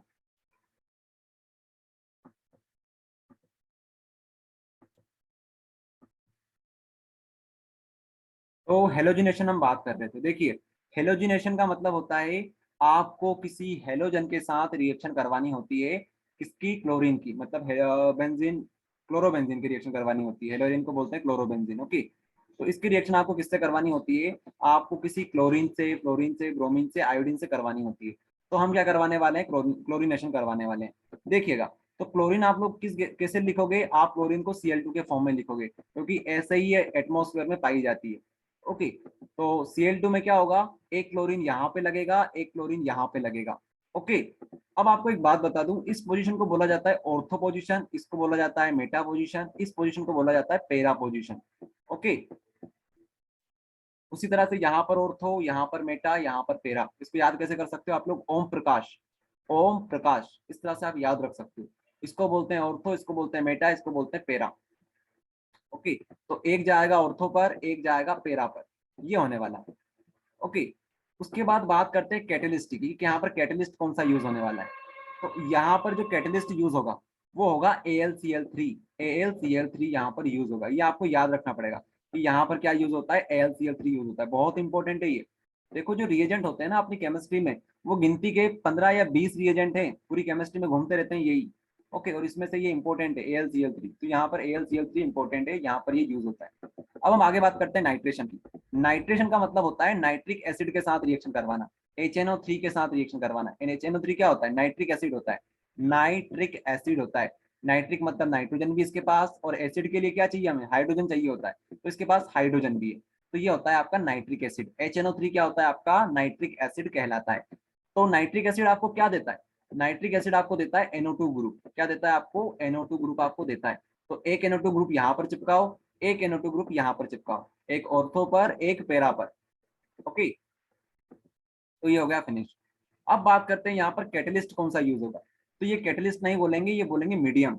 यहाँ पर आपको एसिडिक मीडियम बनाए रखना होता है। कॉन्सनट्रेटेड HNO3 के लिए आपको कॉन्सनट्रेटेड H2SO4 यूज करना होता है। ओके, कॉन्सनट्रेटेड HNO3 के लिए आपको कॉन्सनट्रेटेड H2SO4 यूज करना होता है। ये क्या काम करता है, ये करता है एक मीडियम की तरह काम। मतलब देखने में हमें कोई काम नहीं लग रहा है इसका, लेकिन ये काम करता है अंदर ही अंदर। ओके, तो ये 2 चीजें आपको याद रखनी है। उसके बाद बात करते हैं हम लोग सल्फोनेशन का, कि सल्फोनेशन का मतलब क्या होता है। ये आपको दिया सर हुआ इसमें होगा, मीडियम में सल्फोनेशन करो, नाइट्रेशन करो, ये आपको पहले से दिया हुआ होगा क्वेश्चन में। ओके, क्या कोई क्वेश्चन है क्या अनुराग? सर इसमें मीडियम में, देखिए सर इसमें जो कंसंट्रेटेड सुना होगा। मीडियम है तो सर इसमें कोई सा भी एसिड यूज हो सकता है ना? हाँ बिल्कुल आप ले सकते हो, लेकिन कॉन्सनट्रेटेड लिखना है आपको। कॉन्सनट्रेटेड HCl भी आप लिख सकते हो, लेकिन हम ज्यादातर कॉन्सनट्रेटेड H2SO4 ही लेते हैं यहाँ पर। अगर आपको एक्सेप्शन से बचना है तो आप लोग यही लिखना, कॉन्सनट्रेटेड H2SO4 लिखना आप लोग। Okay, okay sir. सल्फोनेशन की बात करते हैं। सल्फोनेशन में क्या होता है, H2SO4 हम यूज करते हैं। देखिए पढ़ाने को बहुत डीप में पढ़ाया जा सकता है, लेकिन हमारे पास थोड़ा समय कम है। अगर आप लोग पहले क्लास ज्वाइन करते आज से 2 महीने पहले तो आपको पूरा पढ़ा देते, ठीक है। लेकिन अभी हमारे पास थोड़ा समय कम है, आप भी ये बात जानते हो, आप भी यही चीज पढ़ने आए हो यहाँ पर कि इंपॉर्टेंट पढ़े, इसलिए मैं थोड़ा सा जल्दी बता रहा हूँ। ओके, ताकि आपको कम समय में ज्यादा चीज बता सकूँ, ये मेरा टारगेट इस समय। ओके, तो आप ये मत सोचना कि सर तो अपने को पूरी चीज नहीं बता रहे हैं, आधी चीज बता रहे हैं, तो आपका ही भले के लिए मैं सोच रहा हूँ। ओके, ताकि हम ज्यादा चीजें कवर कर लेंगे। तो यहाँ पर है H2SO4। ओके, H2SO4 ये क्या होता है, आपका सल्फ्यूरिक एसिड होता है, ये तो जानते होंगे आप लोग, सल्फ्यूरिक एसिड होता है। ओके, तो सल्फ्यूरिक एसिड आपको क्या देता है, बड़ी बात ये आती है कि क्या मिलेगा हमको यहाँ से, सल्फ्यूरिक एसिड से आपको मिलेगा SO3H। एक बार ये मिल गया उसके बाद तो कहानी फिनिश। यहाँ पर SO3H चिपकाओ, यहाँ पर चिपकाओ, ये हो गया सल्फोनेशन। ओके, चलिए आगे हम देखते हैं एल्काइलेशन। एल्काइलेशन देखो नाम में छुपा होता है सब कुछ। एल्काइलेशन, यहाँ पर कोई कैटलिस्ट यूज नहीं होता है, सल्फोनेशन में कोई कैटलिस्ट यूज नहीं होता है। ओके, चलिए आगे देखिए, एल्काइलेशन की हम बात करेंगे। तो जो एल्काइलेशन होता है वहां पर आप क्या करते हो, एल्काइलेशन में आप लेते हो CH3Cl। CH3Cl क्या होता है, अरे ये हेलो एल्केन होता है, ध्यान से देखो, क्या ये हेलो एल्केन ही तो है, CH3Cl। तो यहाँ पर आपको क्या मिलेगा, बड़ी बात ये आती है, आपको मिलेगा CH3। जो क्लोरीन होता है ना वो बाहर निकल जाएगा, ये क्लोरीन यहाँ से बाहर निकलेगा। ओके, यहाँ से इसको हाइड्रोजन मिल जाएगा, यहाँ से और यहाँ से। लेकिन आप इतना डीप में मत पढ़ो, आप इतना समझो कि क्लोरीन हमें यहाँ से हमें CH3 मिलेगा। CH3 मिलने के बाद एक यहाँ पर चिपका दो और एक यहाँ पर चिपका दो, अलग अलग कंपाउंड बनाकर, ये हो जाएगा आपका कंपाउंड रेडी। ओके, तो इस तरह से आप लोग ये कर सकते हो। अगर ये चीजें आपको समझ में आ गई है तो आने वाले 2 चैप्टर में आपको इस प्रकार की रिएक्शन में बिल्कुल दिक्कत नहीं आएगी, ये बात की गारंटी है। ओके, तो कितनी सिंपल रिएक्शन, इलेक्ट्रोफिलिक रिएक्शन अगर ये आ जाती है तो आपकी किस्मत बहुत अच्छी हो जाएगी ऑर्गेनिक केमिस्ट्री में। ओके, तो ये हो गया हमारा कंप्लीट। सर इसमें इनके कुछ बाहर से भी आ सकता है क्या, इनके अलावा? देखो अगर ये क्वेश्चन आता है तो इसके अलावा कुछ नहीं आएगा। नाइट्रेशन हो गया, हेलोजिनेशन हो गया, सल्फोनेशन हो गया, एल्काइलेशन हो गया, एक और होता है एसाइलेशन, लेकिन एसाइलेशन आपसे नहीं पूछेंगे, एल्काइलेशन पूछेंगे, एसाइलेशन आपसे बहुत मुश्किल से पूछेंगे। अगला क्वेश्चन देखते हैं, why aryl halide are lesser reactive than alkyl halide. Why aryl halide are lesser reactive than alkyl halide. तो यहाँ पर 2 टर्म यूज हो रही है, एक यूज हो रही है एराइल हैलाइड, एक यूज हो रही है एल्काइल हैलाइड। अब एराइल हैलाइड और एल्काइल हैलाइड का मतलब क्या होता है, एल्काइल हैलाइड को बोलते हैं हेलो एल्केन, यही तो होता है हेलो एल्केन, हेलो एल्केन। और एराइल हैलाइड क्या होता है, हेलो एरीन, हेलो एरीन को बोलते हैं एराइल हैलाइड, हेलो एरीन। तो अब आप लोग फिर से पढ़ो इस क्वेश्चन को, आपसे ये पूछा जा रहा है कि हेलो एरीन क्यों होती है, किसी का माइक कौन है क्या? चलिए, तो आप लोग यहाँ पर देखिए, आपसे ये बोला जा रहा है कि हेलो एरीन जो होता है वो लेस रिएक्टिव क्यों होता है, लेजर रिएक्टिव क्यों होता है हेलो एरीन के कंपेयर में। आपको सब कुछ समझ में जाएगा, बस पहले क्वेश्चन समझो कि आपसे पूछा क्या जा रहा है। हेलो एरीन कम रिएक्टिव क्यों होता है हेलो एल्केन के कंपेयर में। अब यहाँ पर सवाल उठता है कि कम रिएक्टिव का मतलब क्या होता है। अगर आपने सुबह वाली क्लास ज्वाइन करी थी आज तो आपको मैंने बताया था कि लेजर रिएक्टिव जो कम रिएक्शन करता है इसका मतलब है कि वो स्टेबल है। उसका मतलब क्या होता है कि वो स्टेबल है सामने वाले के कंपेयर में। तो हेलो एरीन ज्यादा स्टेबल होता है किसके कंपेयर में, हेलो एल्केन के कंपेयर में। जो बेंजीन रिंग वाली स्पीशीज होती है वो स्टेबल मानी जाती है, किसके कंपेयर में स्टेबल मानी जाती है, जिनके पास रेजोनेंस नहीं होता है, या फिर आप ऐसा समझ लो जिनके पास बेंजीन रिंग नहीं होती है ना, वो स्टेबल नहीं माने जाते हैं। जिनके पास बेंजीन रिंग होती है वो ज्यादा स्टेबल माने जाते हैं, ये बात आपको ध्यान रखनी है। तो जो ज्यादा स्टेबल होते हैं वो किसी के साथ रिएक्शन शो नहीं करते। अरे भाई साहब वो स्टेबल है, रिएक्शन क्यों होती है, स्टेबिलिटी की वजह से होती है कि सब स्टेबल हो जाए। लेकिन भाई साहब वो पहले से स्टेबल है तो रिएक्शन क्यों करना चाहेगा। ओके, अब हमें ये प्रूफ करना है कि हेलो एरीन ज्यादा स्टेबल क्यों होता है। अगर हमने ये प्रूफ कर दिया कि ये ज्यादा स्टेबल होता है इसका मतलब है कि वो कम रिएक्शन शो करेगा। अपना टारगेट अब क्या बन गया है, अपना टारगेट ये बन गया है कि हेलो एरीन को कैसा सिद्ध करना है हमें, हेलो एरीन को ये सिद्ध करना है कि ये ज्यादा स्टेबल होता है हेलो एल्केन के कंपेयर में। ओके, चलिए तो स्टार्ट करते हैं।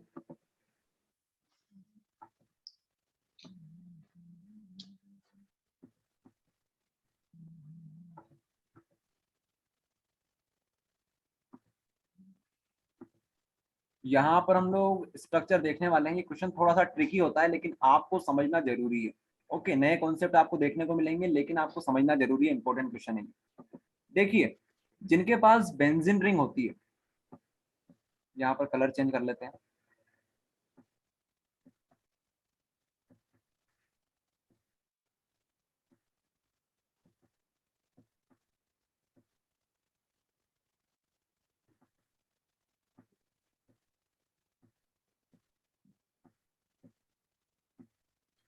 यहाँ पर क्या लगा देते हैं, एक्स ग्रुप लगा देते हैं। एक्स मतलब क्या हो सकता है, फ्लोरीन हो सकता है, ब्रोमीन हो सकता है, आयोडीन हो सकता है, फ्लोरीन हो सकता है।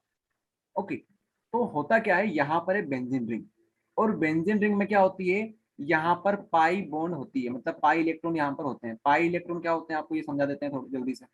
मान लो आपके पास इस प्रकार की एक स्पीशी है, यहाँ पर एक और लगा देते हैं, इस प्रकार की एक स्पीशी है। तो इसमें आपको कितनी बॉन्ड्स देखने को मिल रही है, 3 बॉन्ड्स आपको देखने को मिल रही है। इसमें से एक बॉन्ड होती है सिग्मा बॉन्ड, और दो कितनी होती है, दो होती है पाई बॉन्ड। ऊपर वाली पाई हो सकती है, नीचे वाली पाई हो सकती है, बीच वाली क्या होगी, हमारी सिग्मा बॉन्ड होगी। ओके, तो आपको ये समझ में आ रहा है कि यहाँ पर अंदर क्या है, डबल बॉन्ड है। तो इसका मतलब क्या है कि यहाँ पर पाई बॉन्ड है, यहाँ पर पाई बॉन्ड है, और यहाँ पर पाई बॉन्ड। आया इतना समझ में? तो पाई बॉन्ड जो होते हैं, इनके पास होते हैं इलेक्ट्रॉन। एक बॉन्ड का मतलब क्या होता है कि 2 इलेक्ट्रॉन, यहाँ पर एक इलेक्ट्रॉन और यहाँ पर एक इलेक्ट्रॉन। ये होते हैं मनचले इलेक्ट्रॉन। कैसे होते हैं, मनचले इलेक्ट्रॉन होते हैं।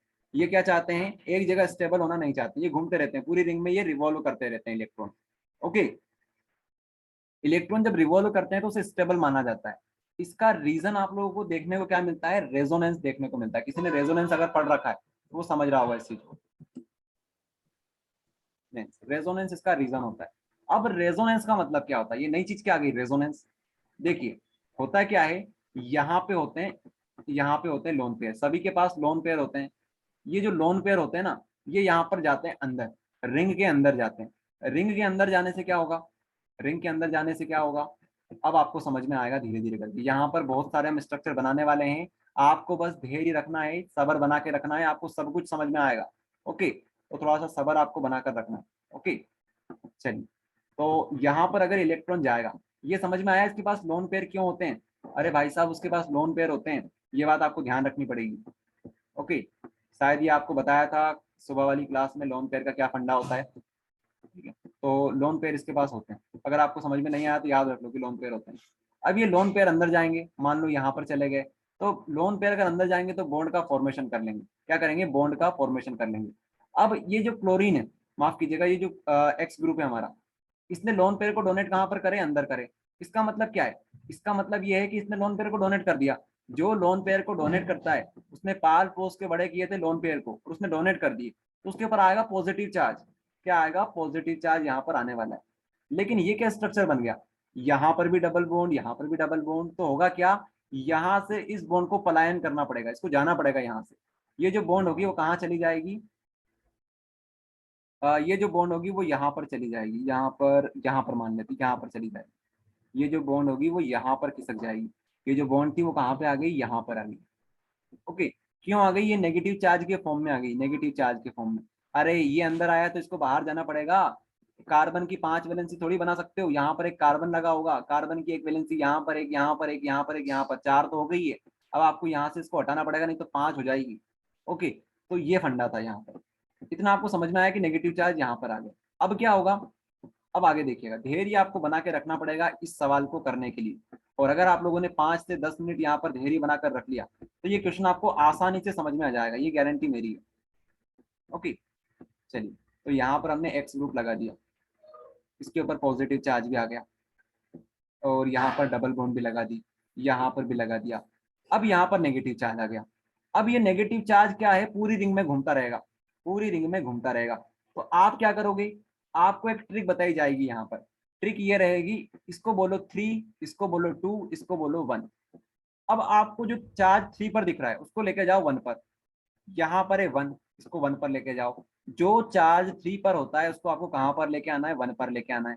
उसके बाद जो बॉन्ड 1 और 2 के बीच में है, जो बॉन्ड 1 और 2 के बीच में है उसको कहाँ पर ले जाओगे, उसको ले जाओगे 2 और 3 के बीच में, उसको कहाँ पर ले जाओगे, 2 और 3 के बीच में ले जाओगे। तो यहाँ से बॉन्ड उठकर यहाँ पे आ जाएगी। ओके, कुछ इस प्रकार का स्ट्रक्चर हमें देखने को मिलेगा।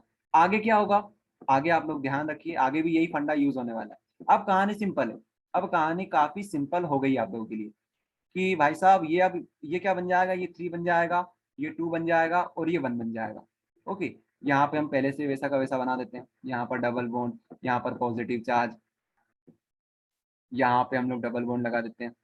अब क्या होगा, ये चार्ज 3 के ऊपर है वो कहाँ पर जाएगा, 1 के ऊपर जाएगा, यहाँ पर आ गया। उसके बाद क्या होगा, उसके बाद जो चार्ज 1 और 2 के बीच में है वो कहाँ पे जाएगा, 2 और 3 के बीच में जाएगा, तो यहाँ पर ये बॉन्ड यहाँ पे आ जाएगी। ओके, उसके बाद नेक्स्ट स्टेप में क्या होगा, अगला स्ट्रक्चर क्या बनेगा इसका, अगला जो स्ट्रक्चर बनेगा वो कुछ इस प्रकार का बनेगा। अगर आपने परीक्षा में स्ट्रक्चर बना के आ गए तो सामने वाला जो कॉपी चेकर रहेगा वो उसके सामने एक अलग ही इंप्रेशन पड़ेगा कि आपने बहुत पढ़ाई करी है, साल भर बहुत पढ़ाई करी, भले आपने करी ना हो, क्योंकि ये जो डायग्राम है वो वही बना के आएंगे जिसने बहुत ज्यादा पढ़ाई करी है। क्योंकि देखो जिन्होंने पढ़ाई नहीं करी वो डायग्राम बनाकर नहीं आएंगे, उनको लगेगा कि ये बहुत डिफिकल्ट डायग्राम है, लेकिन ये डायग्राम इतना डिफिकल्ट नहीं है, ये जो स्ट्रक्चर आप लोग देख रहे हो इतने डिफिकल्ट नहीं है। ओके, अब आप लोग आगे देखिए, अब क्या होगा, अब ये बन जाएगा 3, ये बन जाएगा 2 और ये बन जाएगा 1। तो अब हमें क्या करना है, अब हमें वही फंडा यूज करना है कि आप जो चार्ज 3 के ऊपर है उसको 1 के ऊपर ले जाओ। तो यहाँ पर पॉजिटिव है, अगर यहाँ पर नेगेटिव आ गया तो क्या बनेगा, ये पॉजिटिव नेगेटिव क्या होते हैं, कैंसिल हो जाएंगे। तो मतलब यहाँ पर फिर से चार्ज हट जाएगा, इसके पास फिर से क्या आ जाएंगे, लोन पेयर खुद के आ जाएंगे, घूम फिर के लोन पेयर फिर से आ गए इसके पास। उसके बाद जो बॉन्ड यहाँ पर थी 1 और 2 के बीच में वो यहाँ पर आ जाएगी। अब आप लोग कंपेयर करो इसको और इसको, इन दोनों को आप कंपेयर करके देखो, ये जो बॉन्ड यहाँ पर लगी हुई थी वो यहाँ पर आ गई, यहाँ वाली यहाँ पे आ गई, मतलब जस्ट अपोजिट साइड पर बॉन्ड आ गई, बाकी स्ट्रक्चर सेम टू सेम वही रहा। ये बात तो हमें समझ में आई, मतलब हमारे रेजोनेटिंग स्ट्रक्चर बिल्कुल करेक्ट है, आप लोग इस तरह से चेक कर सकते हो। लेकिन अभी तक हमने ये प्रूफ नहीं किया है कि ये स्टेबल है। स्टेबल किस वजह से हम प्रूफ कर पाएंगे, आप लोग यहाँ पर समझेंगे। अब बस हमें एक लाइन में से प्रूफ करना रहेगा।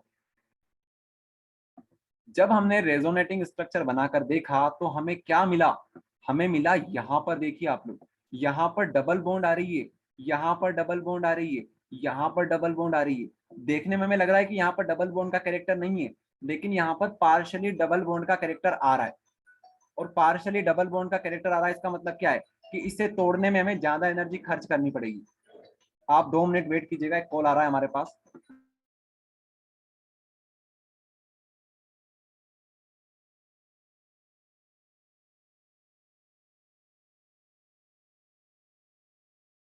चलिए, तो आपको इतना समझ में आया कि यहाँ पर डबल बॉन्ड का कैरेक्टर आ चुका है।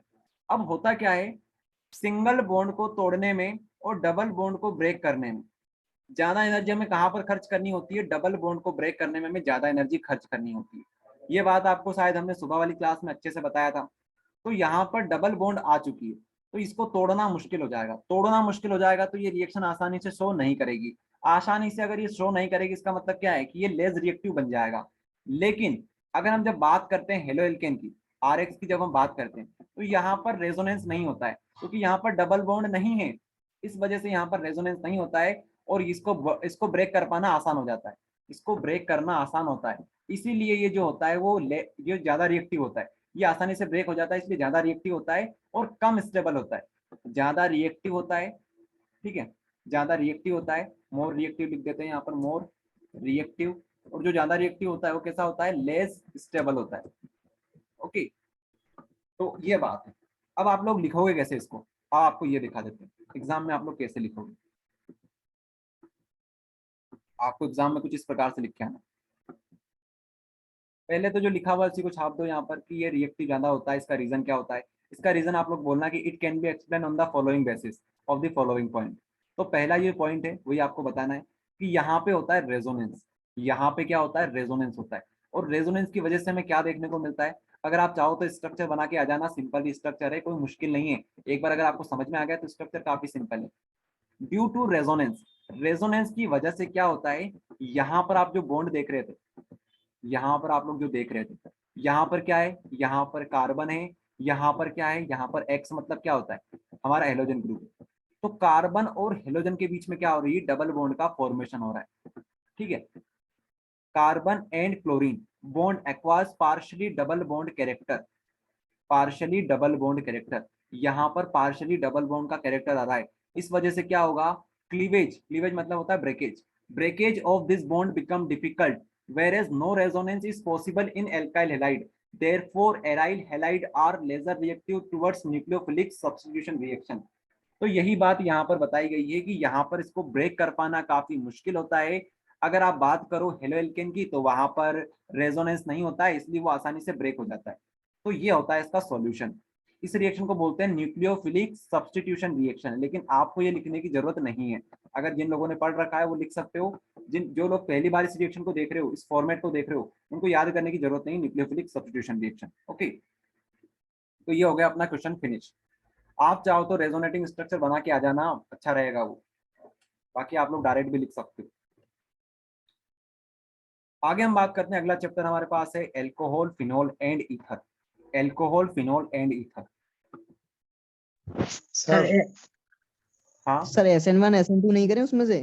कर लो, अगर आप चाहो तो SN1 SN2 कर सकते हो, लेकिन अपने पास टॉप 3 क्वेश्चन लेने का चॉइस है, तो हमें 3 क्वेश्चन लेने पड़ेंगे, आपको तीनों करवा दिए। बाकी आप चाहो तो SN1 SN2 कर सकते हो। ओके, इंपॉर्टेंट है SN1 SN2, लेकिन आपको मैंने फिर बोल रखा है कि हमारे पास थोड़ा समय कम है, हमारे पास समय थोड़ा सा कम है, इस वजह से क्या है, हम इतने सारे क्वेश्चन आपको नहीं करवा पाएंगे। अगर आपके पास समय हो तो बिल्कुल आप लोग करिएगा, SN1 कर सर लीजिएगा, कल क्लास कर रहोगे क्या? लीजिएगा। सर हाँ कल क्लास रहेगी सर? बिल्कुल क्लास रहेगी आपकी, कल आपको 2 चैप्टर और करवाने हैं हमें। ओके, तो सर यूट्यूब पे ले लो ना, बोलिए अगर आप ज्यादा टाइम के लिए ले रहे हो। देखो यूट्यूब पर, हाँ अगर आप लोग करना चाहो ना, ये सारे वीडियो बना रखे हैं हमने, अगर आप चाहो तो देख सकते हो, सारे वीडियो बना रखे हैं, टॉप 3 क्वेश्चन सीरीज के सारे वीडियो हम बना चुके हैं। चैप्टर नंबर ऑर्गेनिक सर आप का ग्रुप पे 10 ले डाल देना लो, एक बार 11 ले दोबारा। लो, 12 ले लो, 13 ले लो, ये सारे वीडियो तो बना सर आप चुके हैं। लाइव आके यूट्यूब से भी कर सकते हो अगर आप ज्यादा टाइम के लिए पढ़ाते हो कल। देखो यूट्यूब पर सही नहीं रहेगा, आप लोगों के डाउट काफी सारे होते हैं, आपने पैसे दिए हैं भाई साहब, तो आप यहीं पर आओ, ठीक है। यूट्यूब पर देखते हैं काफी सारे, यस सर। चलो यहीं पर ठीक है, अपन ज्यादा बात नहीं करेंगे। सर अगर SN1 और SN2 वाला आया भी तो उसके और में इनमें से कोई सा क्वेश्चन आ जाएगा? बिल्कुल आने के चांसेस है। वैसे SN1 SN2 भी सिंपल होती है यार, अगर मेरे पास समय होता तो आपको बिल्कुल करवा देता। चलो एक बार देख लो, यहाँ पर फटाफट देख लेते हैं 2 टॉपिक, SN1 SN2। पहली बात आप क्या बोलोगे, ये फर्स्ट ऑर्डर रिएक्शन है, ये सेकंड ऑर्डर रिएक्शन है। उसके बाद क्या बोलोगे, यहाँ पर कार्बोकेटाइन बनता है, यहाँ पर कार्बोकेटाइन नहीं बनता है। उसके बाद क्या बोलोगे, यहाँ पर वीक न्यूक्लियोफाइल यूज करते हैं, यहाँ पर हम स्ट्रॉन्ग न्यूक्लियोफाइल यूज करते हैं।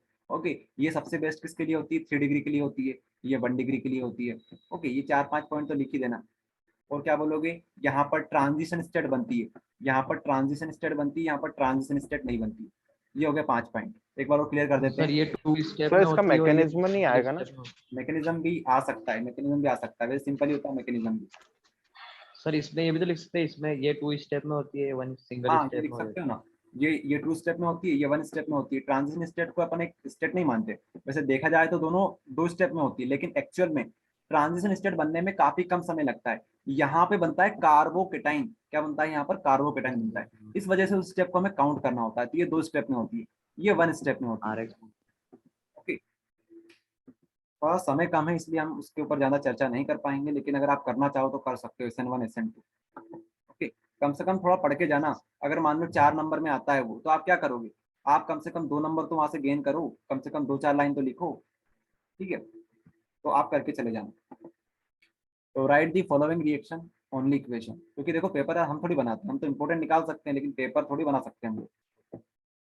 चलिए, तो यहाँ पर आपको रिएक्शन जो देखने को मिलेगी वो मिलेगी आपको Reimer Tiemann reaction, Kolbe's reaction, Williamson synthesis, alcohol to ethyl ether. उसके बाद आपको देखने को मिलेगी अल्कोहल रिएक्ट विथ अमीन। चलिए, तो सबसे जो इंपॉर्टेंट है वो है रिमर-टीमर रिएक्शन और कोलबेज रिएक्शन, इसको हम लोग देख लेते हैं। ये जो दोनों रिएक्शन है थोड़ी सी टफ मानी जाती है, आपको 2 से 3 बार इनकी प्रैक्टिस करनी होती है, तब आपको ये समझ में आने वाली रिएक्शन है। ओके, तो सबसे शॉर्ट फॉर्म में हमने इसको लिख रखा है, ये सबसे शॉर्ट फॉर्म है इसका। अगर आपको इसको लॉन्ग कट देखना है तो आप लोग देख सकते हो, ये बहुत लंबी रिएक्शन है, लेकिन इसको हमने शॉर्ट में लिख रखा है। ओके, अगर आप ये लिखोगे तो पूरे नंबर आपको मिलने वाले हैं, एक भी नंबर आपका नहीं कटेगा। ओके, चलिए, तो हम लोग ये जो रिएक्शन पढ़ते हैं इसका नाम क्या है, रिमर टीमन रिएक्शन। रिमर टीमन रिएक्शन इसको बोला जाता है। ओके, जैसा इसका नाम है वैसे इसका काम है, ठीक है। यहाँ पे हम लोग लेते हैं फिनोल, आपको बताया था हमने इसको फिनोल बोलते हैं, क्या बोलते हैं इसको, फिनोल बोलते हैं। अब फिनोल की रिएक्शन आप किसके साथ करवाओगे, आप फिनोल की रिएक्शन करवाओगे CHCl3 के साथ। ये क्या होता है CHCl3, ये होता है आपका क्लोरोफॉर्म। क्या बोलते हैं इसको, क्लोरोफॉर्म। आपने मूवी देखी होगी, मूवी वगैरह में जो विलन होते हैं, ठीक है, विलन क्या करते हैं, एक रुमाल लेते हैं, रुमाल के ऊपर कुछ केमिकल डालते हैं, केमिकल डालने के बाद क्या करते हैं, किसी को किडनैप करने के लिए उस रुमाल को उनके चेहरे के ऊपर, उनके मुंह के ऊपर लगा देते हैं। इससे क्या होता है, वो बेहोश हो जाते हैं। तो यही होता है क्लोरोफॉर्म। वो जो केमिकल यूज करते हैं ना, वही होता है क्लोरोफॉर्म। तो क्लोरोफॉर्म हो गया। तो आपको क्लोरोफॉर्म यूज करना है। उसके बाद आपको क्या करना है, यहाँ पर एक बेस यूज करनी है। बेस क्या होता है, जो आपको OH ग्रुप दे दे। OH ग्रुप जो आपको आसानी से दे दे, OH माइनस आपको दे दे, वो क्या कहलाती है, बेस कहलाती है। ओके, तो हम आपको यहाँ पर एक बेस यूज करनी है, NaOH आपको यूज करना है। ठीक है, NaOH आपको यूज करना है। आप एक्वस लिखो चाहे ना लिखो, कोई मतलब नहीं है उससे। ठीक है, इतना बारीकी से कोई नहीं चेक करता है आपकी कॉपी। तो आपने क्या करा, क्लोरोफॉर्म ले लिया, बेस ले लिया। अब क्या होगा, अब यहाँ पर क्या होगा, अगर आपको ये रिएक्शन अच्छे से समझनी है तो आपको एक चीज याद रखनी पड़ेगी कि जो रिमर-टिमर रिएक्शन होती है ना, वहां का प्रोडक्ट क्या बनता है, सैलिसिलैल्डिहाइड। यहाँ का जो प्रोडक्ट बनता है वो क्या बनता है, सैलिसिलैल्डिहाइड बनता है। एक बार और मैं रिपीट कर रहा हूँ, रिमर-टिमर का प्रोडक्ट क्या होता है, सैलिसिलैल्डिहाइड होता है। अगर आपने ये याद कर लिया सैलिसिलैल्डिहाइड बनता है, तो ये रिएक्शन काफी सिंपल हो जाएगी आप लोगों के लिए। रीमा-टिमन का प्रोडक्ट क्या होता है, सैलिसिलैल्डिहाइड होता है। कैसा दिखता है सैलिसिलैल्डिहाइड, कुछ इस प्रकार का दिखता है सैलिसिलैल्डिहाइड। यहाँ पर CHO आपको दिख रहा होगा, ये होता है आपका एल्डिहाइड ग्रुप। क्या होता है, ये एल्डिहाइड ग्रुप होता है। आपको चिंता करने की जरूरत नहीं है, आपको ये रिएक्शन समझ में आ जाएगी। ओके, ये मेरी गारंटी। तो देखिएगा, अगर आप ये याद कर लोगे कि यहाँ पर सैलिसिलैल्डिहाइड बनता है, तो आपको दिमाग में आ जाएगा कि यहाँ पर हमें CHO लेना है और साथ में OH लेना है। ओके, अब देखिएगा, तो आप सेकंड स्टेप में क्या करोगे, सेकंड स्टेप में आप करोगे यहाँ पर CHO लगा दोगे।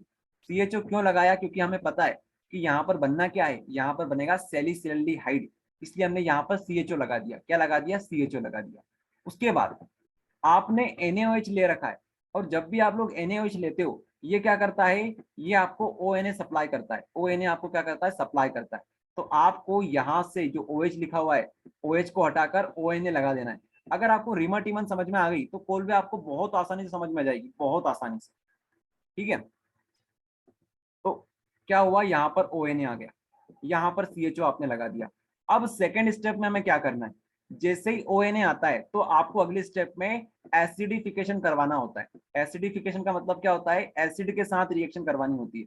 आप यहाँ पर एसिड ले सकते हो, कोई सा भी, HCl ले सकते हो, उसके अलावा H2SO4 ले सकते हो, या फिर आप डायरेक्ट लिख सकते हो H+। H+ क्या बताता है, एसिडिक मीडियम को बताता है। ओके, तो इस तरह से आप क्या देखोगे, जैसे आप एसिडिफिकेशन करोगे तो ये जो ONA होगा ना, ये फिर से किसमें कन्वर्ट हो जाएगा, OH में कन्वर्ट हो जाएगा। ये देख लो आप लोग। अब इसको एक बार और समझते हैं, क्योंकि काफी ज्यादा कॉम्प्लिकेटेड ये हो चुकी है, हमें समझ में कम आ रहा है। ओके, तो एक बार और फिर से देखते हैं। सबसे पहले आपको मैंने क्या बोला, रिमर-टिमन का नाम आते ही आपके दिमाग में छवि बननी चाहिए सैलिसिलैल्डिहाइड की। ये होता है सैलिसिलैल्डिहाइड। तो आपको यहाँ पर देख के क्या समझ में आ रहा है कि आपको फिनोल यूज करना है। फिनोल ले लिया आपने, तो दूसरी स्टेप में आप क्या करोगे, मतलब पहली स्टेप में आप क्या करोगे, पहली स्टेप में आप लोग रिएजेंट कौन से यूज करोगे, क्लोरोफॉर्म यूज करोगे और साथ में बेस यूज करोगे। अब आपको पता है कि हमारे पास सैलिसिलैल्डिहाइड बनना है, तो आप यहाँ पर CHO लिख दोगे। उसके बाद यहाँ पर NaOH की जगह पर क्या लिखोगे, NaOH की वजह से यहाँ पर ONA आ जाएगा। NaOH की जगह, NaOH की वजह से यहाँ पर क्या आ जाएगा, ONA आ जाएगा। अब ONA को हमें हटाना है, तो हम क्या करेंगे, एसिडिफिकेशन कर देंगे। और जैसे ही हम एसिडिफिकेशन करेंगे, वैसे क्या होगा, यहाँ पर ONA हटकर OH बन जाएगा। अब इसको बार बार नहीं पढ़ते, क्यों नहीं पढ़ेंगे बार बार, जब तक हम लोग कोलबेस रिएक्शन नहीं करेंगे तब तक इसमें मजा नहीं आएगा। ओके, भले हम लोग एक बार और रिपीट कर देंगे इसको, लेकिन हमें कोलबेस रिएक्शन पढ़नी पड़ेगी पहले। देखिए, कोलबेस रिएक्शन में क्या होता है, यहाँ पर बनता है सैलिसिलिक एसिड, वहां पर एल्डिहाइड बनता था, यहाँ पर कार्बोक्सिलिक मिलता है। तो यहाँ पर आपको COOH लगा देना है। वहां पर क्या लगाया था हमने, CHO लगाया था। ओके, यहाँ पर क्या लगाएंगे, COOH लगाएंगे। कहानी वही है, लगभग कहानी वही है। देखिए, सबसे पहले हम क्या यूज करेंगे, सबसे पहले हम फिनोल यूज करेंगे। अब यहाँ पर आपको क्लोरोफॉर्म नहीं लेना है, क्लोरोफॉर्म से छुटकारा मिल चुका है आपको, तो आपको बेस लेना पड़ेगा। बेस की वजह से क्या होता है, अगर आपको याद हो, यहाँ से सप्लाई होता है ONA, तो ONA यहाँ पर आ जाएगा। ठीक है, अब आपको पता है ONA अगर आ गया तो आपको एसिडिफिकेशन तो करवाना पड़ेगा, एसिडिफिकेशन तो करवाना पड़ेगा। तो हमने एसिडिफिकेशन भी यहाँ पर लिख रखा है। एसिडिफिकेशन की वजह से क्या होगा, ONA फिर से किस में कन्वर्ट हो जाएगा, OH में कन्वर्ट हो जाएगा। ये बात हमको समझ में आई। लेकिन हम COOH कहाँ से लाएं, COOH कहाँ से लाएं, तो COOH कहाँ से मिलेगा आपको, कार्बन डाइऑक्साइड से मिलेगा। कार्बन डाइऑक्साइड क्या होता है, COO, तो कार्बन डाइऑक्साइड आपको COO दे देगा। और हाइड्रोजन आपको कहाँ से मिलेगा? हाइड्रोजन तो कहीं से भी मिल सकता है आपको, यहाँ से खुद के पास हाइड्रोजन होगा तो यहीं से आपको हाइड्रोजन मिल जाएगा। तो इस तरह से आपको मिलेगा सैलिसिलिक एसिड। आया समझ में? अब आप लोग एक बार वो देख लो इस रिएक्शन को।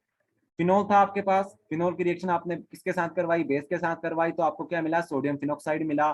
सोडियम फिनोक्साइड की रिएक्शन आपने कार्बन डाइऑक्साइड के साथ करवाई तो आपको COOH ग्रुप मिल गया। उसके बाद ONA की रिएक्शन क्या हुई? ONA को हटाने के लिए आपने क्या किया? एसिडिफिकेशन कर दिया। इसकी वजह से ONA जो था वो OH में कन्वर्ट हो गया। ओके, तो ये हो गई आपकी कोलबेज रिएक्शन। तो आपको कोलबेज भी समझ में आ गई और साथ में रीमा टीमन भी समझ में आ गई। ध्यान ये रखना है आपको कि आपको सैलिसिलडिहाइड बना के आना है। मान लो एग्जाम में आ जाता है और मान लो आपको ये रिएक्शन याद नहीं होती है, तो आप क्या करना, कम से कम ये तो लिख के आ जाना, फिनोल बना देना और ये लिख देना डायरेक्ट, तो कम से कम 1 नंबर आपको मिल सकता है अगर कॉपी चेकर आपके सपोर्ट में रहा तो। ओके, तो इतना ही आपको याद करना है, इसके अलावा कुछ ज्यादा चीजें याद करने की जरूरत नहीं है रीमा टीमन और कोलबेज में। ओके, चलिए तो आगे हम बढ़ते हैं। रीमा टीमन समझ में आ गई, कोलबेज समझ में आ गई। होता क्या है, कभी कभी 2-2 नंबर में ही आ जाती है, 2 नंबर में ये, 2 नंबर में ये, इसलिए हमने आगे भी रिएक्शन लिख रखी है। ओके, तो आप लोग ये रिएक्शन भी कर लो, ये भी इंपॉर्टेंट है। अगर किस्मत अच्छी रही तो आपको यही रिएक्शन मिल जाएगी परसों के दिन, लेकिन कुछ कह नहीं सकते।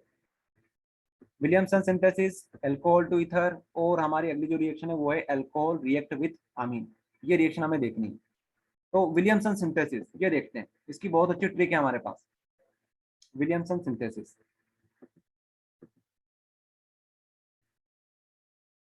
Williamson synthesis, Williamson synthesis, Williamson synthesis, ये रही विलियमसन सिंथेसिस। और आप लोग सभी क्लास में बने रहो। ओके, आपकी भलाई के लिए क्लास चला रहे हैं, ठीक है, तो आप लोग क्लास में बने रहो सभी। चलिए, तो विलियमसन सिंथेसिस आज इस चैप्टर को फिनिश करना, ये टारगेट है अपना, क्योंकि फिर टाइम कितना ही लग जाए मैटर नहीं करता फिर। आपने केन विलियमसन का नाम सुना होगा। केन विलियमसन कौन है? केन विलियमसन है न्यूजीलैंड के कप्तान, है कि नहीं है? केन विलियमसन न्यूजीलैंड के कप्तान है। अगर आपको क्रिकेट का शौक है तो आपको पता होगा, अगर नहीं पता है तो कोई यस बात सर, नहीं, है ना? तो यस सर पता है। हमने ये ट्रिक बनाई है विलियमसन सिंथेसिस। देखिए होता क्या है विलियमसन सिंथेसिस में, यहाँ से आप बनाते हो ईथर। क्या बनाते हो? ईथर बनाते हो। ईथर यहाँ से क्या बनता है? ईथर बनता है। ईथर क्या होता है? ईथर होता है ROR, ROH होता है अल्कोहल, यहाँ से H हटाकर यहाँ पर R लगा दो तो ये क्या बन जाएगा? ईथर बन जाएगा। ईथर वाला टॉपिक जो है ना यहाँ से चैप्टर में, ये बहुत छोटा टॉपिक है और बहुत इंपॉर्टेंट भी है। 4-5 रिएक्शन आपको देखने को मिलती है ईथर वाले टॉपिक में, और सारी की सारी सिंपल है, सारी की सारी सिंपल है और सारी की सारी इंपॉर्टेंट भी है। ओके, तो आपको यहाँ पर ईथर देखने को मिलता है, और खास बात यह कि ये ड्राई ईथर की प्रेजेंस में होती है। आपको ईथर मिलता है किसकी प्रेजेंस में मिलता है? ड्राई ईथर की प्रेजेंस में मिलता है। अगर आपको ड्राई ईथर समझ में आ रहा है तो आप समझ गए होंगे कि यहाँ पर कहीं ना कहीं मेटल की बात हो रही होगी, कहीं ना कहीं यहाँ पर मेटल की बात हो रही होगी। तो यहाँ पर हम मेटल यूज करते हैं सोडियम। देखिए आपको थोड़ी देर पहले आपको बताया था मैंने कि जो सोडियम मेटल जैसे यूज करते हैं तो ड्राई ईथर लेते हैं हम लोग, तो यहाँ पर हम लोग ड्राई ईथर लेने वाले हैं। अब जो न्यूजीलैंड के कप्तान है केन विलियमसन, आपको पता होगा वो काफी हंसमुख किस्म के इंसान है, काफी हंसमुख चेहरा रखते हैं वो लोग। ओके, वो जो न्यूजीलैंड के कप्तान हमारे केन विलियमसन है वो काफी खुश रहते हैं। वो भले ही वर्ल्ड कप हार जाए या फिर छोटा मोटा मैच हार जाए, टेस्ट मैच हार जाए, फिर भी वो खुशी रहते हैं, उनको रोना नहीं आता कभी भी। आपने देखा होगा कभी कभी कि वर्ल्ड कप हारने के बाद काफी सारे कप्तान निराश हो जाते हैं, रोने लग जाते हैं, लेकिन विलियमसन जो है उनको रोना नहीं आता है। तो उसी से हमने ट्रिक बनाई है कि विलियमसन को कभी रोना नहीं आता है। RONA क्या होता है? रोना होता है।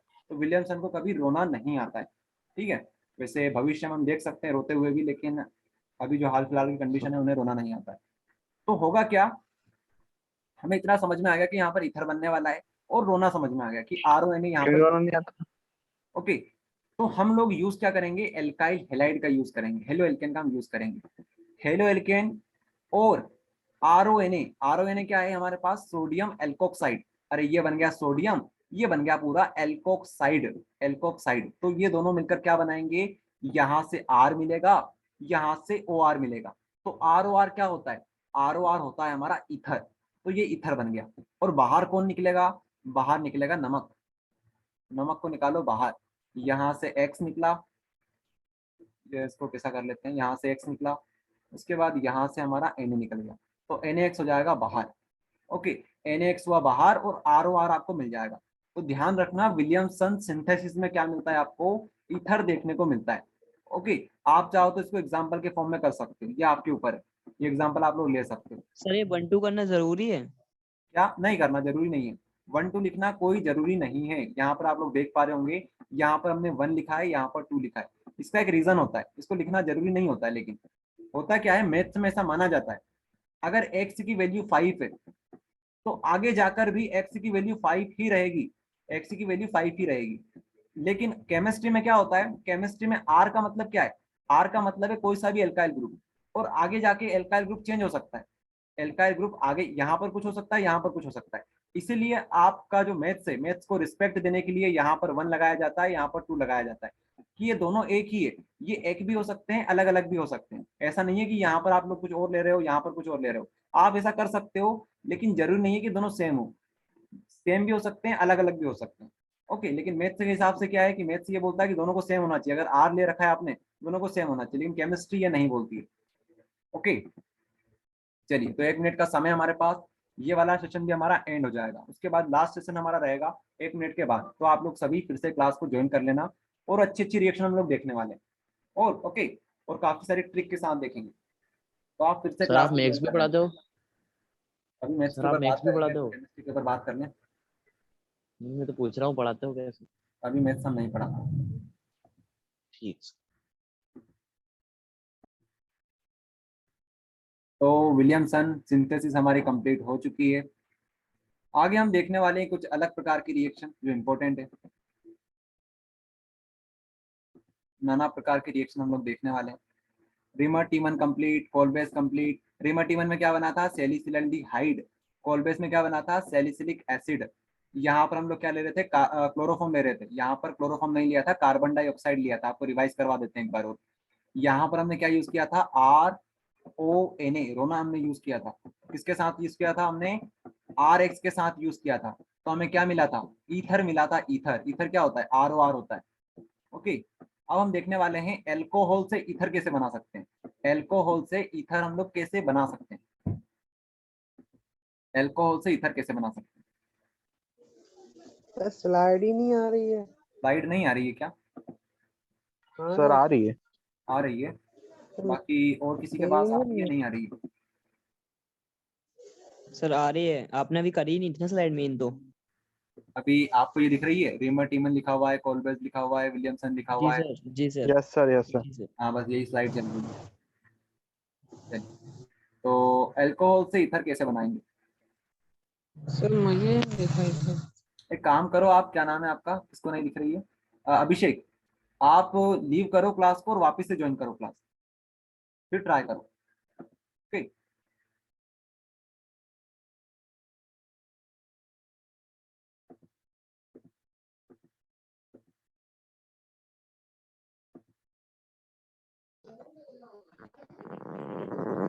चलिए, तो कहाँ पर थे, यहाँ पर। माइक अगर ऑन है तो ऑफ कर लो पहले तो। अभिषेक आपका ही माइक, अभिषेक आपको दिख रहा है स्क्रीन, अब बताओ। मिस्टर अभिषेक, क्या आपको यहाँ पर स्क्रीन दिखाई दे रही है। पहले तो ये बताओ, मेरी आवाज आ रही है, सर कैसे बताओगे। आ रही है सर। ओके, हाँ सर आ रही है, बिल्कुल क्लियर। ठीक है, ठीक है। देखिए, अब हम देखने वाले हैं कि एल्कोहल से ईथर कैसे बनेगा। एल्कोहल से ईथर कैसे बनेगा, कैसे बनेगा देखते हैं हम लोग। यहाँ पर हमारे पास है एल्कोहल। ये कौन सा एल्कोहल है, ये है इथेनॉल। ये भी हमारे पास है इथेनॉल। कितने ही इथेनॉल आप लोग यूज कर सकते हो। ओके, ये हमारे पास ROH, हमने एक और ROH ले रखा है, ROH 2 ले सकते हैं। हमें बनाना क्या है, ROR बनाना है, ROR बनाना है। तो अपना दिमाग लगाओ कैसे बनेगा। यहाँ से निकलेगा पानी बाहर, ठीक है, यहाँ से H, यहाँ से OH, और इस तरह से हमें मिल जाएगा एल्कोहल। ये हो गया कंप्लीट, ठीक है। और अगर हमें पानी बाहर निकालना है, पानी को अगर हमें उड़ाना है, तो हम क्या करेंगे, हम लोग इसको हीट कर देंगे, इसको टेम्परेचर दे देंगे। अरे, टेम्परेचर करेंगे हम लोग, अगर हम लोग इसको बॉईल करेंगे तो क्या होगा, पानी भाप के फॉर्म में उड़ जाएगा। यही तो है रिएक्शन में, और क्या है। ओके, और पानी निकालने के लिए हम क्या करते हैं, पानी निकालने के लिए हम यूज करते हैं कॉन्सेंट्रेटेड H2SO4 का। अगर आपको कहीं से पानी निकालना होता है ना तो ये यूज कर लिया करो, ये रिएजेंट काफी यूजफुल होता है पानी निकालने के लिए। कॉन्सेंट्रेटेड H2SO4 पानी निकालने में काफी यूजफुल होता है। ओके, डिहाइड्रेटिंग एजेंट इसको बोला जाता है और यही रिएक्शन है, इसके अलावा कुछ नहीं। अगर आप टेम्परेचर याद कर सको तो अच्छी बात है। 413 केल्विन यहाँ पर यूज किया जाता है।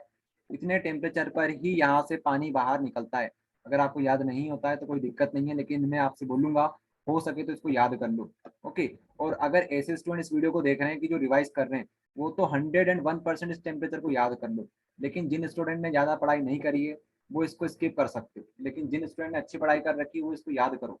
413 केल्विन यहाँ पर यूज किया जाता है। तो बन गया, और क्या, अल्कोहल से ईथर बन गया। सर हाँ बोलो। सर मिथेनॉल भी यूज कर सकते हैं ना? मिथेनॉल आप लोग यूज कर सकते। देखो मिथेनॉल क्या होता है, CH3OH होता है। ये मेरे हिसाब से आप यूज मत किया करो। आप क्या लिया करो, C2H5OH लिया करो, क्योंकि जो मिथेनॉल होता है ना वो काफी जगह एक्सेप्शन शो करता है। वैसे अगर आप लिखोगे तो आपके चांसेस है नंबर मिलने के, नंबर आपको इतनी आसानी से नहीं काटेंगे वो लोग, लेकिन इथेनॉल क्या होता है, ये एक्सेप्शन शो कम करता है। मिथेनॉल, इथेनॉल जो होता है ना, मिथेनॉल माफ कीजिएगा, मिथेनॉल जो होता है ना वो ज्यादा एक्सेप्शन शो करता है। एक्सेप्शन की वजह से कभी कभी ये रिएक्शन शो नहीं कर पाता है, लेकिन जो इथेनॉल होता है ना वो सारी जगह पर रिएक्शन शो कर देता है। तो आप लोग आर की जगह पर क्या लिया करो, ज्यादातर C2H5 लिया करो बचने के लिए। और एक्स की जगह पर क्या यूज करोगे, एक्स की जगह पर क्लोरीन यूज किया करो ज्यादातर। ज्यादातर मैं बात कर रहा हूँ। ओके, तो अगर ये आप यूज करोगे तो आप फायदे में रहोगे। लेने को आप लोग ले सकते हो, लेकिन एक्सेप्शन आपको सर पीछे वाली स्लाइड एक बार बता दो ना प्लीज, ओके वाली एक slide बार बस। देख लीजिए आप, बस यहीं तक देखना है, यहाँ तक। ये नीचे अलग रिएक्शन है, ठीक है। और ये जो नोट्स हैं आपको मिल जाएंगे Okay. ST board education app पर। बाकी ये स्लाइड तो आपको दे रखी है हमने PDF। ओके, चलिए, तो ये रिएक्शन हमारी हो गई कंप्लीट। आगे देखिए, alcohol react with amine. Alcohol react with amine, alcohol react with amine. ये जो क्वेश्चन है थोड़ा सा गलत है, ये ऐसा होगा alcohol to amine, alcohol to amine ऐसा होगा ये question. Alcohol to amine, amine क्या होता है, RNH2, RNH2। तो क्वेश्चन ऐसा नहीं है, पूरा क्वेश्चन ही गलत है, यहाँ तो पूरा क्वेश्चन ही गलत है। ये ऐसा लिखा हुआ है, आपके पास क्या है, आपके पास आमीन पहले रहेगा। आमीन से आपको एल्कोहल बनाकर दिखाना है। आमीन से आपको क्या बनाकर दिखाना है, एल्कोहल बनाकर दिखाना है। तो मतलब क्वेश्चन क्या है, आमीन से क्या बनाओ, एल्कोहल बनाओ। एल्कोहल फ्रॉम आमीन, एल्कोहल फ्रॉम आमीन, ठीक है, इस प्रकार का एक क्वेश्चन रहेगा। तो मतलब आमीन आपके पास पहले से है, आपको एल्कोहल बनाना है। तो क्या करते हो आप लोग आमीन से एल्कोहल बनाने के लिए, बहुत सिंपल रिएक्शन है। आप इसमें रिएक्शन करवा देते हो HONO की, HONO की रिएक्शन करवा दोगे तो ये बन जाएगा। कैसे बनेगा, अब देखिए इसको। HONO क्या होता है, HNO2 होता है ये। इसको बोलते हैं नाइट्रस एसिड। क्या बोलते हैं इसको, नाइट्रस एसिड बोलते हैं। एक होता है नाइट्रिक एसिड, HNO3 क्या होता है, नाइट्रिक एसिड होता है, और HNO2 क्या होता है, नाइट्रस एसिड होता है। तो आपको नाइट्रस एसिड लेना है। ओके, चलिए, इसको बोलते हैं होनो। क्या बोलते हैं इसको, होनो बोलते हैं। तो आपको क्या करना है, एक सिंपल सी ट्रिक है इसकी। ट्रिक ये है कि जो होनो होता है उसमें नाइट्रोजन होता है यहाँ पर, तो यहाँ पर भी नाइट्रोजन है, तो नाइट्रोजन के नीचे नाइट्रोजन लिखो, यहाँ पर ऑक्सीजन लिखो, यहाँ पर O लिखो, यहाँ पर H लिखो। अब इसको ब्रेक कर दो। अब क्या करो, इसको ब्रेक कर दो। ब्रेक कैसे करोगे, इसको यहाँ से ब्रेक करो, इसको यहाँ से ब्रेक करो। तो आपको यहाँ पर क्या देखने को मिला, यहाँ पे आपको देखने को मिला ROH। ये मिल गया ROH, ये इंपॉर्टेंट रिएक्शन है, ROH आपको देखने को मिला। उसके बाद यहाँ पर आपको क्या देखने को मिला, N2 निकला, N2 बाहर निकल गया। उसके बाद यहाँ पे आपको क्या देखने को मिला, वाटर देखने को मिला, और H2O मिल गया। तो ये रिएक्शन होगी आपकी कंप्लीट। ओके, तो आप अमीन से एल्कोहल कुछ इस प्रकार से बना सकते हो, इंपॉर्टेंट रिएक्शन है ये। इसको क्या बोलते हैं, नाइट्रस एसिड बोलते हैं। नाइट्रिक एसिड नहीं बोलेंगे, नाइट्रस एसिड बोलेंगे। ओके, रिएक्शन होगी कंप्लीट। यहाँ पर कोई भी रिएजेंट आपको लिखने की जरूरत नहीं है, ठीक है। चलिए, इसके बाद अगली रिएक्शन देखते हैं। ये देखो आगे वो रिएक्शन हमारी, फिनोल आपको दे रखा है, आपको करना है 2,4,6 ट्राइब्रोमोफिनोल बनाना है। ऑर्थो पैरा वाला क्या बोलते हैं इसको, ब्रोमोफिनोल एंड पी ब्रोमोफिनोल, ये बी लिखा हुआ है ब्रोमोफिनोल। ओके, उसके बाद आपको पिक्रिक एसिड बनाना है और बेंजीन बनाना है आपको, ठीक है। चलिए, तो हमारे पास क्या दे रखा है, फिनोल दे रखा है। फिनोल क्या होता है आपको ये समझ में आना जरूरी है। फिनोल कुछ इस प्रकार का दिखता है। ये लास्ट क्वेश्चन है हमारा इस आज की क्लास का, लास्ट नहीं है, सेकंड लास्ट क्वेश्चन है, इसके बाद एक और रहेगा। फिनोल कुछ इस प्रकार का दिखता है, यहाँ पे आ जाता है OH ग्रुप, ये होता है फिनोल। ओके, तो इससे हमें क्या क्या बनाना है, 2,4,6 ट्राई ब्रोमोफिनोल बनाना है। सिंपल सा क्वेश्चन है, बस थोड़ा सा लॉजिक आपको समझना रहेगा, और ये सारे इंपॉर्टेंट है। देखिए, अब हमें ये बनाना है 2,4,6 ट्राई ब्रोमोफिनोल, 2,4,6 ट्राई ब्रोमोफिनोल बनाना है। देखिए, यहाँ पर और यहाँ पर, ये हो जाएगा 1, इसको बोलेंगे 2, इसको बोलेंगे 3, ये हो जाएगी 4th पोजीशन, ये 5 और ये 6। तो आपको 2 के ऊपर, 4 के ऊपर और 6 के ऊपर क्या लगाना है, ब्रोमीन लगाना है।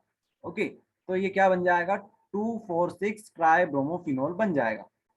अब बात आती है बनेगा कैसे। बनाने के लिए हमें यूज करना पड़ेगा Br2 ब्रोमीन, मतलब हम हेलोजिनेशन करने वाले हैं। लेकिन यहाँ पर ब्रोमिनेशन कुछ किस प्रकार से होगा, ब्रोमिनेशन होगा पानी की प्रेजेंस में। किसकी प्रेजेंस में, पानी की प्रेजेंस में। अगर आप लोग वाटर लिखते हो, एक्वस मीडियम का मतलब भी यही होता है, एक्वस का मतलब भी यही होता है। अगर आप एक्वस लिखना चाहो तो एक्वस लिख सकते हो। मतलब ब्रोमीन एक्वस मीडियम में फिनोल के साथ रिएक्शन करता है तो क्या बनाता है, 2,4,6 ये बनाता है, 2,4,6 ट्राई ब्रोमोफिनोल बनाता है। एक और बात आपको बता दें, अगर आप यहाँ पर 3 नहीं लिखते हो तब भी आपको पूरे नंबर मिलेंगे। ऑर्गेनिक केमिस्ट्री में अगर आप लोग रिएक्शन को बैलेंस नहीं करोगे तब भी कोई दिक्कत नहीं है। ऑर्गेनिक केमिस्ट्री पहले से ही डिफिकल्ट होती है, तो वो ये नहीं देखते हैं कि आपने बैलेंस सही किया है या नहीं किया है। आप वो ये देखते हैं कि आपने प्रोडक्ट सही बनाया है, रिएजेंट आपने सही लिखा है, ये मैटर करता है। ये मैटर नहीं करता है कि आपने इसमें बैलेंस सही किया है या नहीं किया है। ओके, तो ये बात आप ध्यान रखना। वैसे आप कोशिश करना कि इसको बैलेंस कर दो, लेकिन मान लो अगर आपसे नहीं होता है बैलेंस तो कोई दिक्कत वाली बात नहीं है। ओके, चलिए, तो ये हो गया आपका। तो अगर आपको 2,4,6 बनाना है तो क्या यूज करोगे, पानी यूज करोगे। लेकिन अगर आपसे वो बोल दे कि आप तो ये बना दो हमारे लिए ऑर्थोब्रोमोफिनोल और पैराब्रोमोफिनोल, तो आप क्या करोगे, आप वही करोगे, आप फिर से ब्रोमिनेशन करवाओगे। लेकिन इस बार ब्रोमिनेशन किसकी प्रेजेंस में करवाओगे, कार्बन डाइसल्फाइड CS2 की प्रेजेंस में करवाओगे। अगर आप CS2 लिख दोगे तो आप क्या बना दोगे, ये बनाकर दिखा देना, ऑर्थो वाला और पैरा वाला। इसको बोलते हैं ऑर्थो, इसको बोलते हैं मेटा, इसको बोलते हैं पैरा पोजीशन। तो ऑर्थो पर ब्रोमीन लगा दो, पैरा पर ब्रोमीन लगा दो। ये क्या बन गया आपका, ऑर्थो ब्रोमोफिनोल और पैरा ब्रोमोफिनोल। आया समझ में। अगर ये आपको समझ में आ गया तो आगे आपको पिक्रिक एसिड भी आसानी से समझ में आ जाएगा।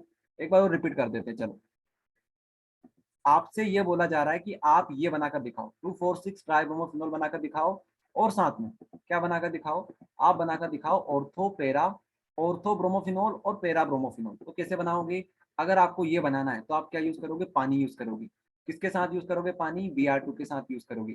साथ में आपको फिनोल तो लिखना ही लिखना है, ये तो आपको पहले से बोल रखा है उन्होंने कि फिनोल से बनाकर दिखाना है। ओके, तो ये हो जाएगी रिएक्शन कंप्लीट हमारी इस तरह से। लेकिन अगर आपसे वो बोल दे कि ऑर्थो बनाओ और पैरा बनाओ तो कैसे बनाओगे, कुछ इस प्रकार से बनाओगे। यहाँ पर लिखोगे आप लोग कार्बन डाइसल्फाइड।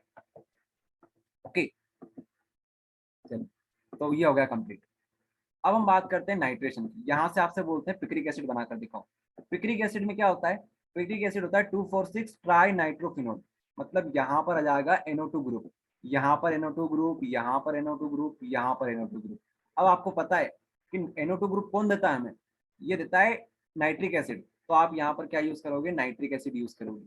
नाइट्रिक एसिड से आपको क्या मिलेगा, NO2 ग्रुप मिलेगा, NO2 ग्रुप। ओके, उसके बाद अगर आपने स्टार्टिंग से क्लास ज्वाइन कर रखी है तो आपको पता होगा कि जो नाइट्रिक एसिड होता है वो किसकी प्रेजेंस में होता है, कॉन्सनट्रेटेड H2SO4 की प्रेजेंस में होता है। ओके, आपको एक एसिड लिखना होता है। तो बस ये हो जाएगी रिएक्शन आपकी कंप्लीट। यहाँ पर वाटर नहीं लिखना है आपको, नहीं तो आप पता चले यहाँ पर वाटर लिख के जाओ, क्योंकि आपने अभी थोड़ी देर पहले पढ़ा है कि अगर आपको कुछ इस प्रकार का कंपाउंड बनाना होता है तो आप क्या यूज करते हो, वाटर यूज करते हो। लेकिन यहाँ पर आप क्या यूज करोगे, कॉन्सनट्रेटेड H2SO4 यूज करोगे। ये होती है रिएक्शन हमारी। ओके, और आपसे यही पूछा जाता है। अब आप लोग देख लीजिए 3 रिएक्शन। सबसे पहले हमने क्या देखा, सबसे पहले हमने ये देखा कि अगर हमें 2,4,6 बनाना है 2,4,6 ट्राइब्रोमोफिनॉल अगर हमें बनाना है तो हम क्या करते हैं, हमें ब्रोमीन तो यूज करना पड़ेगा, साथ में पानी लेना पड़ेगा। अगर हमें इतना सब कुछ नहीं बनाना है, हमें सिर्फ और सिर्फ ऑर्थो और पैरा बनाना है, तो अब क्या करोगे आप लोग, पानी की जगह पर कार्बन डाइसल्फाइड यूज करोगे। ओके, फिर बात करिए हमने नाइट्रिक एसिड की। नाइट्रिक एसिड में क्या करते हैं, नाइट्रिक एसिड में आपको, माफ कीजिएगा नाइट्रिक एसिड नहीं बोलना चाहिए मुझे, पिक्रिक एसिड बोलना चाहिए। तो पिक्रिक एसिड में आपने क्या यूज किया, पिक्रिक एसिड में आपने यूज किया नाइट्रिक एसिड को, साथ में आपने क्या लिया, कॉन्सनट्रेटेड H2SO4 यूज किया। ओके, चलिए तो ये बन गया आपका नाइट्रिक, ये बन गया आपका पिक्रिक एसिड। पिक्रिक एसिड क्या होता है, ध्यान रखोगे सभी, 2,4,6 ट्राई नाइट्रोफिनॉल को क्या बोलते हैं, पिक्रिक एसिड बोलते हैं। ओके, चलिए तो अब हमारी अगली रिएक्शन देख लेते हैं। अगला जो क्वेश्चन आता है, अगली जो रिएक्शन आती है वो है कुछ इस प्रकार की। अभी हमसे 4 रिएक्शन पूछी जा रही है, उन्होंने एक ये क्वेश्चन भी पूछा था, अगर आपने ध्यान दिया हो क्वेश्चन, आपसे पूछा था उन्होंने 2,4,6 ट्राइब्रोमोफिनॉल, ऑर्थोब्रोमोफिनॉल, पैराब्रोमोफिनॉल, ये भी कंप्लीट कर लिया, पिक्रिक एसिड भी कंप्लीट कर लिया। अब हम बात करेंगे बेंजीन की। क्या आप बेंजीन कैसे बना सकते हो, आपके पास है फिनॉल, अगर आपके पास फिनॉल दे रखा है, ये कुछ इस प्रकार का फिनॉल आपके पास दे रखा है, और अगर आपसे बोल दे इससे आप बेंजीन रिंग बनाकर दिखा दो हमें, तो कैसे दिखाओगे, ये होती है बेंजीन की रिंग। तो इससे ये बनाने के लिए बहुत सिंपल सी मेथड है, आप यूज करो जिंक का। जिंक क्या करेगा, जिंक ये जो ऑक्सीजन आपको दिख रही है ना एक्स्ट्रा में ऑक्सीजन यहाँ पर, इस ऑक्सीजन को बाहर निकाल देगा। जिंक का यही काम है, जिंक को इसीलिए यूज किया जाता है, ये ऑक्सीजन बाहर फेंक देगा। तो ZnO बाहर निकला और ये बन गया आपका बेंजीन की रिंग। अब आप बोलोगे ये हाइड्रोजन कहाँ पर गया, अरे हाइड्रोजन कहाँ पर जाएगा, हाइड्रोजन रिंग के अंदर जाएगा, यहाँ पर वो चिपक जाएगा, यही तो होती है बेंजीन की रिंग। ओके, ये फिनाइल ग्रुप है, उससे ही अटैच है, तो यहाँ पर जो हाइड्रोजन होगा वो वापिस यहीं पर चला जाएगा। ओके, तो ये होता है एक्चुअली, तो ये बन जाएगी आपकी बेंजीन की रिंग, और यही रिएक्शन है, बस फिनिश। और क्या, जिंक आपको यूज करना है, बेंजीन बनाना है तो जिंक यूज कर लो, ऑक्सीजन हो जाएगी गायब, जिंक ले जाएगा ऑक्सीजन को। ओके, तो ये क्वेश्चन भी हमारा पूरी तरह से कंप्लीट हो गया। अगर आपके पास समय हो तो एक और इम्पोर्टेंट क्वेश्चन आपको दे रहा हूँ मैं यहीं पर, वो होता है ओ क्राइसोल। ओ क्राइसोल, इसको टाइप कर देते हैं, काम करते हैं, ओ क्राइसोल एंड पी क्राइसोल, ये आपको बनाना है। किससे बनाना है, ओ क्राइसोल और पी क्राइसोल, फिनोल से बनाना है। क्या करोगे आप, यूज करोगे CH3Cl को, CH3 यूज करना, Cl यूज करना। एक Cl कहाँ पे लगाओगे, ऑर्थो पर, जैसे ये आपके पास मान लो बेंजीन है, जैसी बन रही वैसी देख लो आप लोग, यहाँ पे आप लोग CH3 लगाओगे, एक CH3 कहाँ पे लगाओगे, एक CH3 आप लगाओगे यहाँ पर, ठीक है, ये बेंजीन की रिंग है तो यहाँ पर आप लोग लगा देना CH3। ये क्या है, ये है आपका ओ क्राइसोल, ये है आपके पास पी क्राइसोल। यहाँ पर आपको OH भी लगाना पड़ेगा क्योंकि फिनोल ना ये, यहाँ पर OH लगाना और यहाँ पर OH लगाना, ये बनेगा आपका ओ सर क्राइसोल और पी स्लाइड हो क्राइसोल। तो स्लाइड निकाल दो। कौन सी स्लाइड लगानी है आपके लिए, कंपाइलेशन। एक बार और बोलिए, आप लोग क्या बोल रहे थे। चलिए समझ में आ गया आपको, मतलब ठीक है। चलिए आगे देखते हैं, अगला और लास्ट क्वेश्चन हमारा आज की क्लास का, इसके बाद क्लास की छुट्टी कर देंगे हम लोग। ओके, तो why phenol is acidic while alcohol is neutral in nature. ये क्वेश्चन अभी हमने थोड़ी देर पहले देखा था, अगर आपको याद हो, रेजोनेंस वाला, बस यही क्वेश्चन यहाँ पर। अब आपसे ये पूछा जा रहा है कि जो फिनॉल होता है, अरे जो फिनॉल होता है ना, बेंजीन रिंग वाला फिनॉल और एल्कोहल, दोनों में से एसिडिक कौन होता है, अच्छा एसिड ये माना जाता है, फिनॉल एसिडिक माना जाता है, जबकि ये न्यूट्रल होता है। इसका रीजन क्या है, अब आपको दो चीजें समझ में आनी चाहिए कि एसिडिक क्या होता है और फिनॉल क्या होता है। पहले बात करते हैं फिनॉल की, तो फिनॉल कुछ इस प्रकार का दिखता है, जब से हम लोग देख रहे हैं फिनॉल, फिनॉल ये कुछ इस प्रकार का दिखता है फिनॉल। ओके, बेंजीन रिंग बनाओ, उसके ऊपर OH लगा दो, ये बन गया फिनॉल। और अगर हम बात करें एसिडिक नेचर की, एसिड कौन कहलाता है, जो आपको आसानी से क्या दे दे, आसानी से आपको H+ दे दे, वो होता है आपका एसिड, वो होता है आपका एसिड। तो मान लो ये आपको एसिड देता है आसानी से, तो ये क्या बचेगा, इसके पास क्या बचेगा अंदर, बाहर क्या बचेगा, इसके पास ऑक्सीजन बचेगा। यहाँ से आपने इसको H+ निकाल लिया, H+ आपने इससे निकाल लिया, यहाँ पर आएगा नेगेटिव चार्ज, यहाँ पर पॉजिटिव, यहाँ पर नेगेटिव, ये बन गया। अब बात करते हैं एल्कोहल की। एल्कोहल क्या होता है, ROH होता है, ये न्यूट्रल होता है, मतलब ये एसिडिक कैरेक्टर शो नहीं कर सकता। अगर ये एसिड बनाओगे तो कैसा बनेगा, वैसे ये रिवर्सिबल रिएक्शन है, लेकिन आपको बताने के लिए मैं ऐसा बता रहा हूँ, ये देखिए ऐसा बनेगा। तो उनका कहने का मतलब ये है, क्वेश्चन आपसे ये पूछा जा रहा है कि ये जो आप देख रहे हो ना फिनोल, ये जो फिनोल आप लोग देख रहे हो, ये तो अच्छा एसिड होता है, लेकिन ये अच्छा एसिड क्यों नहीं होता है? इसका रीजन क्या है? तो आप लोग पहली लाइन लिख देना रेजोनेंस। क्या लिखोगे आप लोग? रेजोनेंस। ये रेजोनेंस की वजह से होता है। रेजोनेंस की वजह से जो नेगेटिव चार्ज यहाँ पर दिख रहा है ये पूरी रिंग में घूम जाएगा। अब बनाने की जरूरत नहीं है आपको बार बार रेजोनेटिंग स्ट्रक्चर, लेकिन आप बनाना चाहो तो बना सकते हो। लेकिन अब मैं आपको बनाकर नहीं दिखाऊंगा रेजोनेटिंग स्ट्रक्चर, आप बनाकर देख लेना। ये जो नेगेटिव चार्ज है पूरी रिंग में घूमेगा। तो इससे मतलब क्या निकला? नेगेटिव चार्ज अगर पूरी रिंग में घूमेगा तो हमें इससे क्या मतलब है ये जो H प्लस है ना, आपको जो दिख रहा है H प्लस, हम क्या चाह रहे हैं कि हमें आसानी से H प्लस मिल जाए। अगर हम एसिड चाहते हैं तो हम चाहते हैं H प्लस हमें आसानी से मिले, लेकिन होता क्या है, ये H प्लस फिर से यहाँ पर चला जाएगा, ये नेगेटिव चार्ज की वजह से नेगेटिव पॉजिटिव को वापस से अट्रैक्ट कर लेगा। लेकिन अगर यहाँ पर हम लोग नेगेटिव चार्ज की डेंसिटी कम कर दें तो जो H प्लस होगा उसे नेगेटिव चार्ज नहीं मिलेगा, इस वजह से ये वापस से यहाँ पर नहीं जा पाएगा। यहाँ पर क्या केस है, यहाँ पर इसके पास है H प्लस, ये कहाँ चला जाएगा, इसके पास चला जाएगा। अब दिक्कत ये है यहाँ पर रेजोनेंस नहीं होता है, इसलिए नेगेटिव चार्ज की डेंसिटी यहीं पर रहेगी, नेगेटिव चार्ज यहीं पर रहेगा, पूरी रिंग में नहीं घूमेगा, रिंग ही नहीं है यहाँ पर तो। ओके, तो इस वजह से क्या होगा, ये वापस से इससे अटैच हो जाएगा और वापस से अल्कोहल बन जाएगा। मतलब हमें H प्लस नहीं मिलेगा, हमें H प्लस नहीं मिलेगा, और हमें H प्लस नहीं मिलेगा तो कहेगा एसिड। बताओ, जो आपको आसानी से H प्लस दे दे उसको हम बोलते हैं एसिड। अब यहाँ पर आपको H प्लस नहीं मिल रहा है और आप चाहते हो इसको एसिड बोलना, तो ये तो नाइंसाफी है। ओके, तो इसको हम लोग एसिड नहीं बोलेंगे। एसिड किसको बोलेंगे? फिनोल को हम एसिड बोलेंगे। रीजन आपको समझ में आ गया? सिंपल सा रीजन है, यहाँ पर H प्लस आपको आसानी से मिल जाता है और यहाँ पर आपको आसानी से H प्लस नहीं मिलता है। रीजन क्या है इसका? रेजोनेंस। कि रेजोनेंस की वजह से नेगेटिव चार्ज जो होता है वो पूरी रिंग में घूम जाता है। लेकिन यहाँ पर क्या होता है, यहाँ पर रिंग ही नहीं होती, पहली बात तो रिंग ही नहीं है, रेजोनेंस भी नहीं होगा फिर। तो इस वजह से यहाँ पर नेगेटिव चार्ज की डेंसिटी ज्यादा होती है, H प्लस वापिस से इससे अटैच हो जाता है, इस वजह से हम इसको एसिड नहीं बोलते। लेकिन यहाँ पर नेगेटिव चार्ज डीलोकलाइज हो पाता है अच्छी तरह से, पूरी रिंग में डीलोकलाइज हो जाएगा। ये होता है इसका रीजन। सिंपल सा क्वेश्चन था, आपको समझ में आ गया होगा। इसको लिखना कैसे आप लोग यहाँ पर देख सकते हो।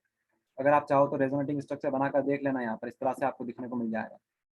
ओके, इसके बाद आप लोग यहाँ पर ये बता देना, इसको जूम कर लेते हैं थोड़ा, ये बता देना, ये लाइन लिख देना आप लोग। On the other hand, in alcohol, no resonance is possible. Hence, hydrogen atom is more firmly linked to the oxygen. इस तरह से ये जो यहाँ पर आपको दिख रहा है ना, ये H प्लस, ये वापस से इस ऑक्सीजन के पास चला जाएगा। इस वजह से यहाँ पर आपको H प्लस आसानी से नहीं मिलेगा। ध्यान रखना, एसिड कौन होता है? एसिड वो होता है जो आपको आसानी, एसिड वो माना अच्छा जाता है जो आपको आसानी से H प्लस दे दे। जो जितनी आसानी से आपको H प्लस देगा वो उतना अच्छा एसिड होगा। लेकिन जो आपको आसानी से H प्लस नहीं देता है वो क्या कहलाता है? वो अच्छा एसिड नहीं कहलाता है। ओके, बस यही रीजन है, आप लोग लिख देना, समझ गए होंगे आप लोग सभी। ठीक है, तो इस तरह से ये हो गया कंप्लीट। अब सुबह की क्लास में अपन क्या देखेंगे? एल्डिहाइड और कीटोन देखेंगे सुबह वाली क्लास में। आप सभी लोग सुनिएगा ध्यान से, यूट्यूब पर ये जो लेक्चर है हमारे, ये पहले से अपलोडेड है, टॉप 3 क्वेश्चन हमने करवा रखे हैं, अगर हो सके तो देख लेना आप लोग। ओके, अगर आप देख लोगे तो आज की क्लास और कल की क्लास दोनों कवर हो जाएगी। ठीक है, तो रिवाइज करने के लिए बहुत अच्छे वीडियोस बना रखे हैं आप लोगों के लिए। बाकी कल आपको फिर से ये समझा देंगे। ओके, क्या डाउट है आपका? कमेंट में क्या बोल रहे हो? ओके, तो उसके अलावा और क्या बात करनी है आपसे? ऑब्जेक्टिव के, तो देखिए ऑब्जेक्टिव में हम 2 चैप्टर करवा देंगे आपको, पॉलीमर करवा देंगे, उसके अलावा सॉलिड स्टेट करवा देंगे। ये दो चैप्टर है हमारे, ये आपको करवा देंगे। बाकी आपको ऑब्जेक्टिव की तैयारी खुद से भी करनी पड़ेगी। ओके, ये आपके लिए रहेगा, थोड़ा सा आपको अपने हिसाब से भी करना रहेगा, और कहीं दिक्कत आती है तो आप बिल्कुल हमसे बता सकते हो। थैंक सुमित यू आपसे सर। करते हैं बात, है ना? सुमित आपसे करते हैं बात, आपका जो डाउट है मैं समझ गया, आपसे करते हैं बात। मानो आप नितिन, आप क्या बोलना चाह रहे हो? सर चैप्टर 6 भी करवा देंगे। चैप्टर नंबर 6 उसको भी देख लेंगे, टाइम पढ़ा मिलेगा नहीं। तो बिल्कुल करवा देंगे। लेकिन जो चैप्टर नंबर 6 है ना, हाँ सर, वहाँ से आपको ऑब्जेक्टिव चीजें याद करनी होती है। अगर आपने ज्यादा कुछ नहीं पढ़ रखा है ना, तो पहले इनके ऊपर फोकस करो, और लास्ट टाइम पे आप क्या करना, 5 से 6 आपको जो ऑब्जेक्टिव रहेंगे वो आपको दे देंगे, वही पढ़ के चले जाना। क्योंकि देखो ये जो चैप्टर नंबर 6 है ना, थोड़ा सा डिफिकल्ट माना जाता है बाकी कंपेयर। ओके, अगर आपने अच्छी तैयारी कर रखी तो बिल्कुल आप लोग बेहतर भी करोगे। चलिए, तो ओके करते हैं क्लास को एंड, पढ़ाई करिए, thank you sir. All the very best. Thank you sir. Thank you sir. Thank you भाई साहब।